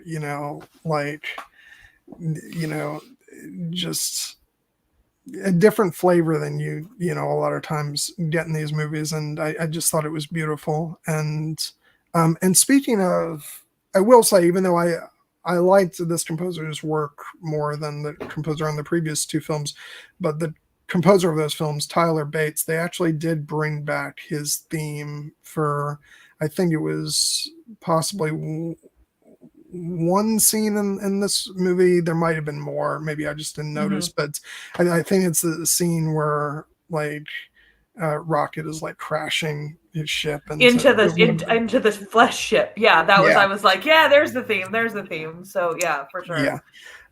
So I thought that was a great moment, because it's always great, like and not the flesh ship, but you know what I meant. Yeah, into the Tyler's. Yeah. And because sometimes when you hold back on the familiar and then you let it out, it really creates that sort of fist pumping moment. That was definitely one of the times that I was like, oh, yeah. Definitely. Oh, definitely. I love when Rocket wakes up and the rest of them hear his voice on, the talkie, and Mantis is like, we love you and we're all very happy you're all right, Rocket. And he says, well, then that makes you the idiots. But that's another beautiful piece of acting by Karen Gillan when she hears his voice, like her face. Like I was like, oh, they love him, that's just, it's such a good moment. Like I said, I just was very convinced that they were like, yeah, he's gonna die later. So I'm really glad that he didn't. So speaking of like that, moment of brilliant acting by Karen Gillan, like who would you say gives your favorite performance in this movie? Ooh. It was really funny. Paul and I were talking about how like difficult it is to reconcile like Bradley Cooper with the Rocket voice. Like it's just not at all what he sounds like. And I know that that's the point. I know that means that Bradley Cooper is like a talented voice actor, but like you can hear Mark Hamill in most of the voices that he does. Like this Bradley Cooper, I'm just like, these things sort of don't go together for me. So that always throws me a little bit with what is genuinely a brilliant voice performance. Like I can't ever really like reconcile that with like Bradley Cooper's face and his actual voice. You know what I mean? So, but yeah, I'm trying to think of like, let's see, who would I think gives my favorite performance? Like, I'd probably have to say Nebula. I think Karen Gillan does amazing work here, and not that she doesn't always, because it is really difficult to emote under all that makeup. But I also think that she has a lot of heavy lifting in this one as well. You know what I mean? Like she really does have to play a more emotional Nebula than she has before. Not on the whole. I think there are times in the past where like her emotion, or like her Nebula has been as emotional, but I think overall like this is almost the kindler, gentler Nebula, even though for a lot of the movie she's not really, she's being too hard on people, like Mantis says. She's being too hard on people, and so like, but I think her performance is probably the one that I like the best. So well, good, because that frees me up just to say it is Bradley Cooper. Like, it's just like, and he's working with just his voice, because the rest of it is down to the brilliant visual effects work and the motion capture done by Mr. Sean Gunn. And Sean Gunn. But just he broke my heart. So many points, and the way like his voice for younger, Rocket, he was just so innocent. And that just his first word hurts. Oh God. But if but yeah, like, but then if we're talking about someone who has like the full range of like their body language and stuff, I actually like it would be Nebula. So I'll give props to Mantis, who I just think really stands out in this movie and is like at times like equally hilarious, but also like emotional and. Yeah. But then see, now I'm just cheating because I'm just listing off people, but Dave Bautista you know. Mm-hmm. And so like when he goes into full dad mode, which is of course what he was meant to be, you know, and he's cheering up the children, it's like, oh Yeah, I love Drax. a million. You know, like they're all. You know, Zoe Saldana has always given good performances as well. Hers is sort of less, I think, nuanced in this one maybe than it has been in some of the other ones. Although there is still quite a bit of nuance to it. But like, it's really an excellent ensemble cast, as you pointed out. Like, Quill. When he's like, it's the same when with Rocket, with like when he's like, no, he thinks Rocket has died. It's the same kind of intensity of emotion with Gamora, and then also with Yondu. Like when he yells, you know what I mean? Like he, like you said, I know a lot of people have their issues with Chris Pratt, but when it comes to this actual like intensity of emotion for the scenes, he knocks it out of the fucking park. Like you really feel he makes you feel like a lot, like right in the middle of my chest. And especially like his guilt coming out of like even the moment when he comes upon like Rocket, and I think it's Mantis who's like getting the med pack, he's still in a state of like he's hungover, you know. He's realized, there's a look on his face where he realizes he's not at his full capacity, and he's already feeling guilt about that. Like, and he's like, okay, what do I need to do? And the way he sets off immediately, he's like, you know, we're going to go save our friend. And, you know, and he talks about like, when he says like Nebula, she calls me Star-Lord when she's mad at me. And he's like, and she should be, you know, and he's like taking that all on himself, which I don't know that he really could have done anything, you know, to prevent what happened from happening. No, he's the most human out of all of them. You know, like if Nebula got her ass kicked by this guy, he wasn't gonna be able to do shit. So but and it goes back to what you were saying. Like we've seen this evolution of his character throughout these films, so that, you know, this is, even though he has some moments of immaturity related to with sort of how he is processing the thing with Gamora, but that's also understandable.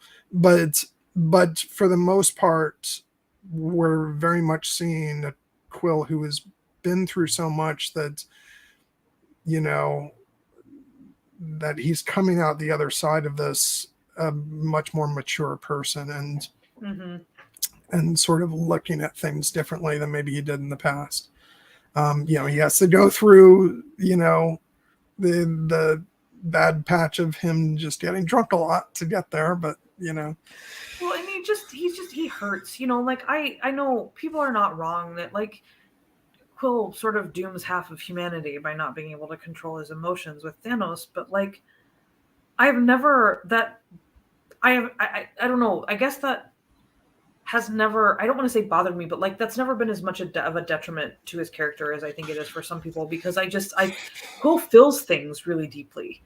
Like in that's because he's had so much taken from him in his life and stuff. And so like I like that they poke fun at it a little here, you know. Like, well, it's an incredibly that to me, like, yes, like it would have been better for all concerned if he had been able to keep his emotions in check in that moment, but it's an incredibly human reaction. 1,000,000%. Yeah. 1,000,000%. People were like, oh, Starlight. I was like, no, I can't imagine that I would not react like that. You know what I mean? Like you said, he's human at the end of the day, and now he's all human. Now that ego is gone and everything like that, and that's a human way to react to a lot of stuff. Like, so it's I don't know. I really, really love Peter Quill as a character. I think he's an interesting character study in general, and though he has his flaws and everything like that, I do love not only him, but I love everyone's unwavering commitment to saving Rocket. At no point is like, it's only Gamora who's like, what are you doing? All of the rest of them are like, no, we will walk into hell and back to save Rocket. Like there's no hesitation, no question, no, like they're just like, nope, we're just gonna go do this thing because that's what we do and that's who we are, you know. So I do love Gamora's like outsider perspective on everything. Totally. This movie, like the recurring joke of y'all are just making up, you know. Totally. Yeah, not really talking, right? Yeah. So And then she does understand him in the end. I was like, oh, yay. So yeah. Yeah, I don't know. I like that she found her family with the Raptors too, so Yeah, I I liked was her. going to bring that up. Yeah. I love that ending scene because that shows us that like Quill may not have been ready to like understand that. Maybe he still doesn't completely, but we get that moment to see that that's her found family. That's where she feels she belongs, and she loves the people that she's with. And I actually think that her experience throughout this movie just sort of reinforces that for her, so that she's all the more like she feels all the more connected to the people that she surrounded herself with by her experience throughout this, sort of gaining an appreciation for how much this other version of herself meant to these people, then in turn like reinforces how much her loved ones mean to her, and Right. I just love that glee, that sort of glee that we see on her face, of that big radiant smile. She's so happy to be home, and Yeah. yeah. Right. With her found family, with this version of herself's found family, like it's really really nice. I was sad that we couldn't that Michelle Yeoh has grown too large to come back and do a cameo as a Ravager here. So it's like, damn, I would have liked to see her, but they probably couldn't. She's still in the Disney family though. Yeah, right, because right. So she's yeah, doing that other show for them. So maybe yeah. I also I do want to see more of Sylvester Stallone's I character. love the And Ravagers. I think they're yeah. fantastic. So yeah. And by the way, one of the Ravagers, although he's hidden behind some CGI, is played by Michael Rosenbaum of Smallville fame. Oh, So yay. yeah, I saw his name in the credits. I was like, really? And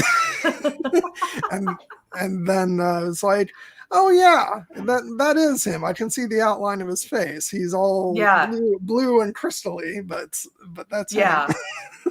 No, I was looking at the voice actor for Lila because I thought Lila had such a lovely voice, and it turns out it's the same actress who same actor who plays Jeremy Renner's Hawkeye's wife. Yeah. So, and I was like, oh, huh, I see. So yeah, and I think that Ura was also another actor from the MCU as well. I think Paul knew who she was, but I can't remember exactly what it said, like where she was. And you mentioned this earlier, but she was really good. Like, Mm-hmm. talk about like it's a small part, but that's like an actress really making the most of their on-screen time. Like I said, her in the elevator being like, "Please just shoot me. This is so awkward." like who hasn't been there? But yeah. So yeah. So I'm trying to think about anything else I want to mention before we start to wrap up. I just honestly don't want this to end because like this has just been such a great experience getting to talk about this. Paul says she's the rat girl from Suicide Squad. Oh, that's great because I was just I had seen it before, but I was watching a little bit of it the other day, and yeah, no, I loved her in that. I thought she was great. So of course Paul knows. trying to show me off with film knowledge.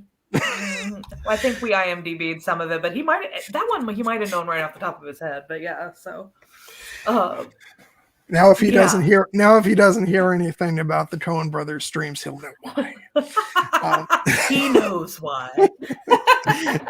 No, I just want to hammer home again, like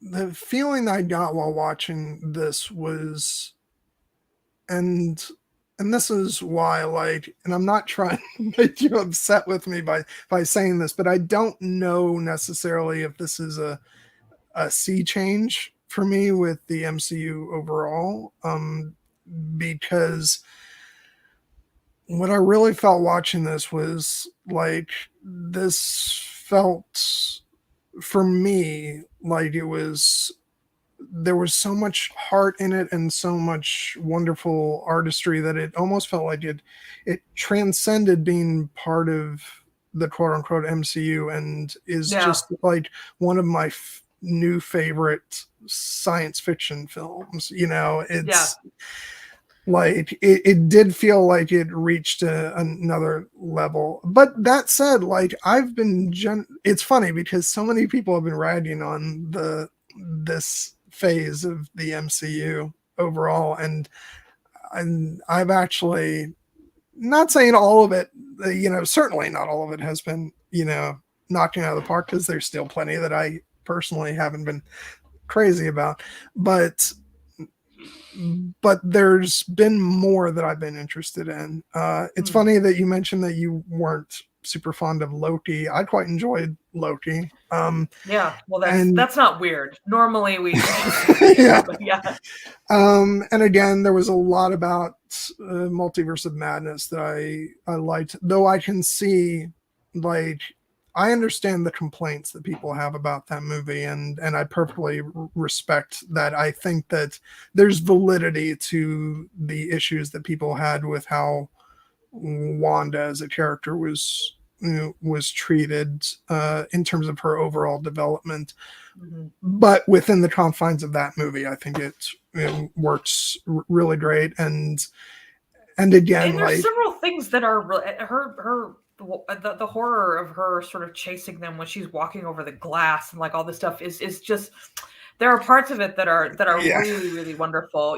Like there are. And again, that movie especially, I loved the sort of like emotional core of he and Christine never working out in any universe, like how tragic that was, and how, you know what I mean? Like there was a lot to like about it. There were a lot of other things that I was like, I don't know.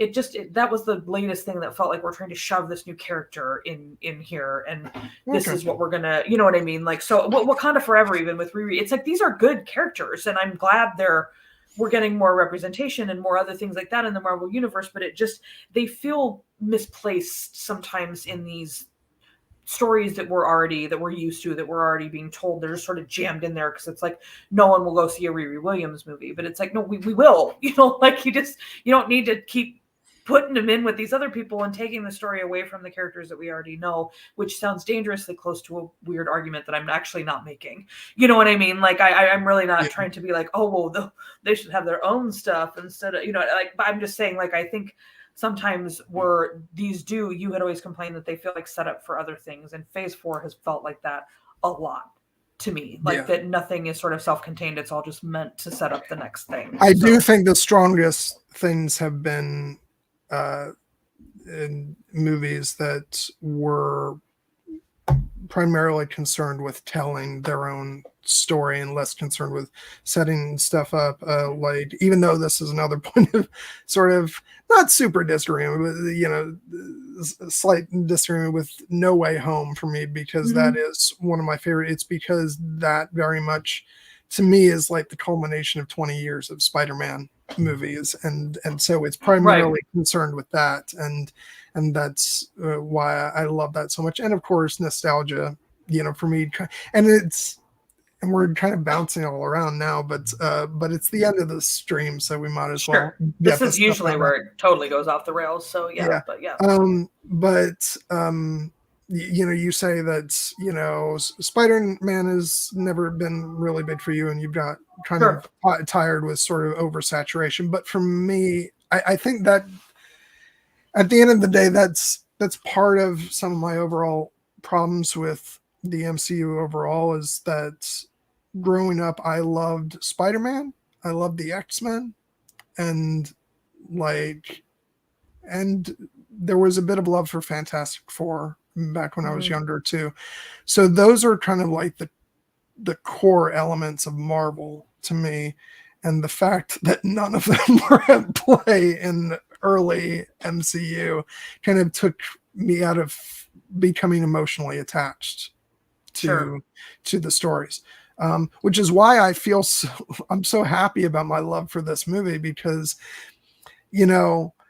Spider-Man No Way Home cheats a bit because it's got Tobey Maguire. Well, you and I both love Tobey Maguire. Yes. So That is a thing we agree on. And those first two films from, you know, his series are so like instrumental to not just my like comic book movie love, but movie love overall for me as a teenager and young adult. So No Way Home kind of cheats a bit in that it has all that nostalgia to play up, whereas this movie is pure Marvel Cinematic Universe in terms of, you know, its characters aren't from somewhere else in the multiverse.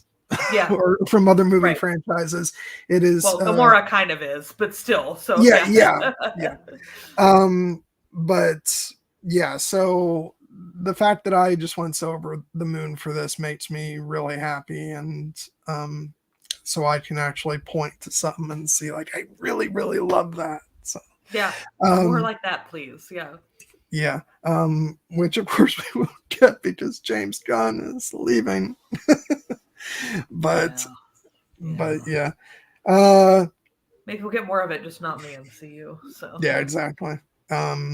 Which will just be more fuel because then I'll be like, see, DC is doing it right, which will be the first time anybody's ever said that. 1,000,000%. Yes, we can agree on that as well. So. No, I'm a bit more nuanced than that, but I'm not going to go down that road. Oh no, right. This is an MCU off the rails, not DC off the rails. Yeah, right. So yeah, again, just want to drive home like this. First of all, like not first of all, because I've been saying lots of things, but latest of all, this is without a doubt going to be one of my top films of this year. I'm carving out a spot and it's not moving from there because I loved it that much. And you know, it's less than a week since I first saw this movie, so it's a bit soon, but I will say that I will be shocked if this doesn't go down as one of my favorite sci-fi films ever made, because it's it's that good. So it's also just such a like I've always liked, like I said, I've always liked the MCU, but I've absolutely not have believed you if you had told me that my favorite film trilogy was going to be about these people that I'd absolutely never even heard of, these characters that I'd absolutely never even heard of before the first film. You know what I mean? Like this totally new set of characters that was sort of oddball and off the wall, and like the first one sort of blew onto the scene because everyone sort of was like, this is like the first real unknown quantity they've worked with, and like, how is this going to work? And instead it just, I don't know, it was so good, and it just has continued for me. Again, I understand other people's, and I understand people's feelings on too, and why it wasn't as strong or whatever. But like for me, it just has continued to stay at that same high quality. Well, it's funny because again, like, and you know, the first one, obviously, you know, as the novelty, you know, it's the first one, so I get why, you know, maybe a lot of people liked it. But for me, I agree that I think the second film is stronger, because it's just more about really zeroing in on the characters and their sort of emotions, and because, as I said before, it has a much stronger villain. So yeah. Oh, you go. Yeah. No, it's a brilliant trilogy. It's definitely one that I will revisit over and over again, even if, as Paul said, maybe you need some other information to totally understand what's happening in the third one. But it is, I would say, largely self-contained. So yeah, and I will say about the first one, still one of my absolute favorite teaser trailers that has ever been made. Just that first one that started off with, you know, where Quill's, you know, stealing the orb or whatever, and then, you know, they come up to him and he's like, there's, you know, you might know me by my name, Star-Lord. And he's like, who? Because it was such a great, like, for people who had no idea what the Guardians of the Galaxy was. And it was like, you built up like, we're assuming everybody's going to know who this character is, but almost nobody actually does. So just have like one of the characters in more the trailer meta, actually, more brilliant meta from James Gunn for sure. So yeah. and then just having the music in it, it was just, and then finishing off with, they call themselves the Guardians of the Galaxy. What a bunch of a-holes. And then just showing them standing there. It was just totally. Oh my God, totally. I did love that they closed with Rocket playing the song that they opened the trilogy with too. I thought that was cool. So just beautiful. Symmetry. I love it. It was so great. It ends as it began. So with new Guardians, but still, so with my big dumb son. So and again, I love that the emotional beat of the fact that Rocket, who for some reason I feel like it's just so strange that he would be the one to really take to Quill's music collection.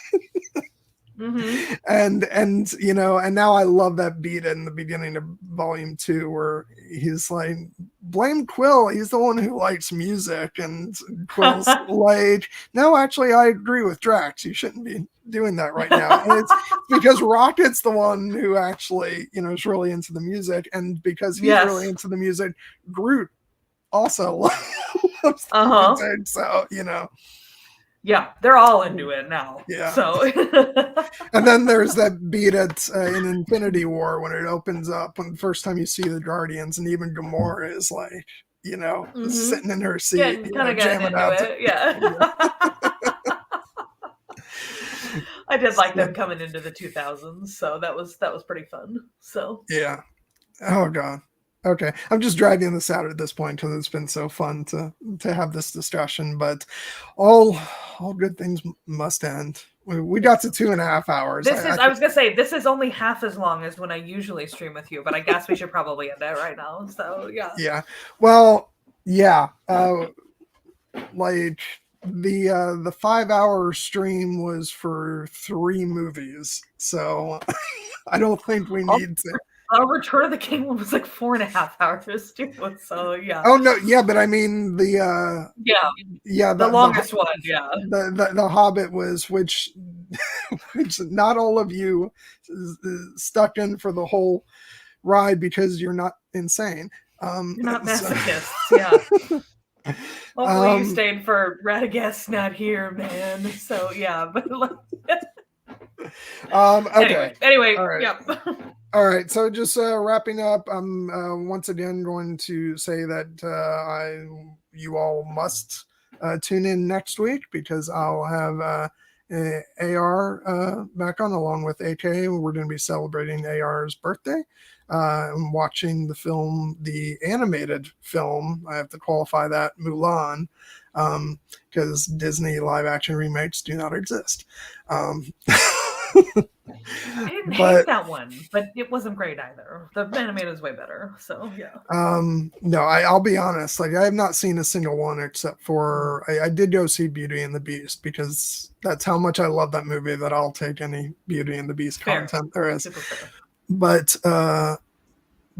Okay, getting off track. Yeah. So show up next week, 7:00 on Saturday for a Mulan discussion with AR and AK. Tune in tomorrow on Here Be Dragons at 6:00 for the second half of Star Wars Visions. And then the week after that on Here Be Dragons, it'll be a discussion of the Dungeons and Dragons movie, which I believe Nessie will be back for finally. So hopefully. So yeah, tune in for that because I haven't seen the movie yet, but now that this is out of the way, I didn't want to I wanted to make sure my mind stayed very focused on Guardians 3. So yeah. So now I can move on. I'm so happy that we did this. So also thank you, Petra. I'm glad you could also be a part of this. So it's great to see you. Thank you. So. Seriously, thank you to all of you guys who tuned in live. And to everybody who's going to watch this after this,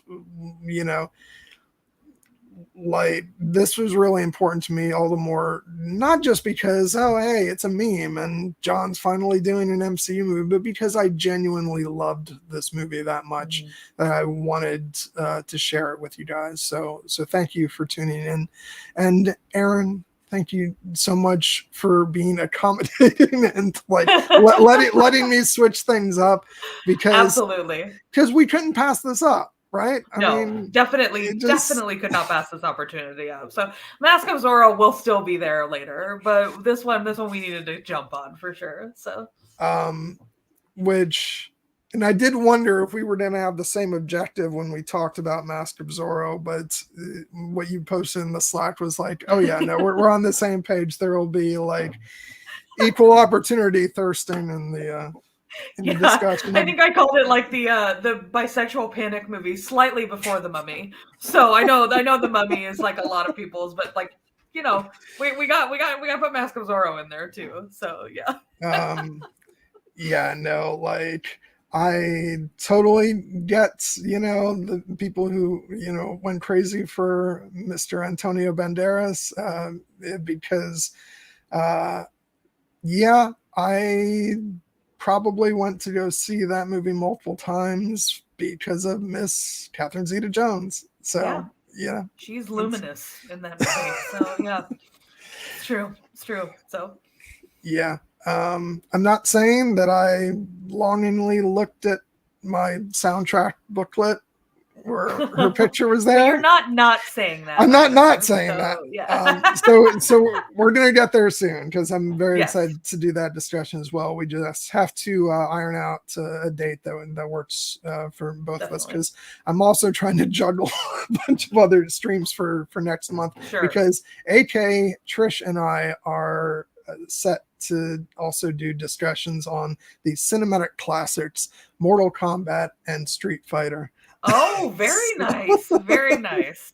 Yeah. That'll be great. So, yeah, this is like, I've gotten to the point where, I just pretty much want to goof off with my friends. With your friends. Yeah. Yeah. And I'm honored to have been here for your first MCU stream. So thank you very much for having me on. So yeah, it really can be. It was so funny because I don't know if you saw, but I struck out my initial comment that I posted in the Slack where I was like, you mind if I see if anybody else is interested? And then I'm like, no, screw that. You and I earned this. It needed to be just the two of us. This is years in the making, basically. Yeah. So yeah. All right, so I'll stop delaying the inevitable. Okay. Thank you all for coming to watch. Love you guys, and we will see you next week. I don't remember if I even have a proper sign off, so I'll just say bye, everybody. Anyway, bye. Bye.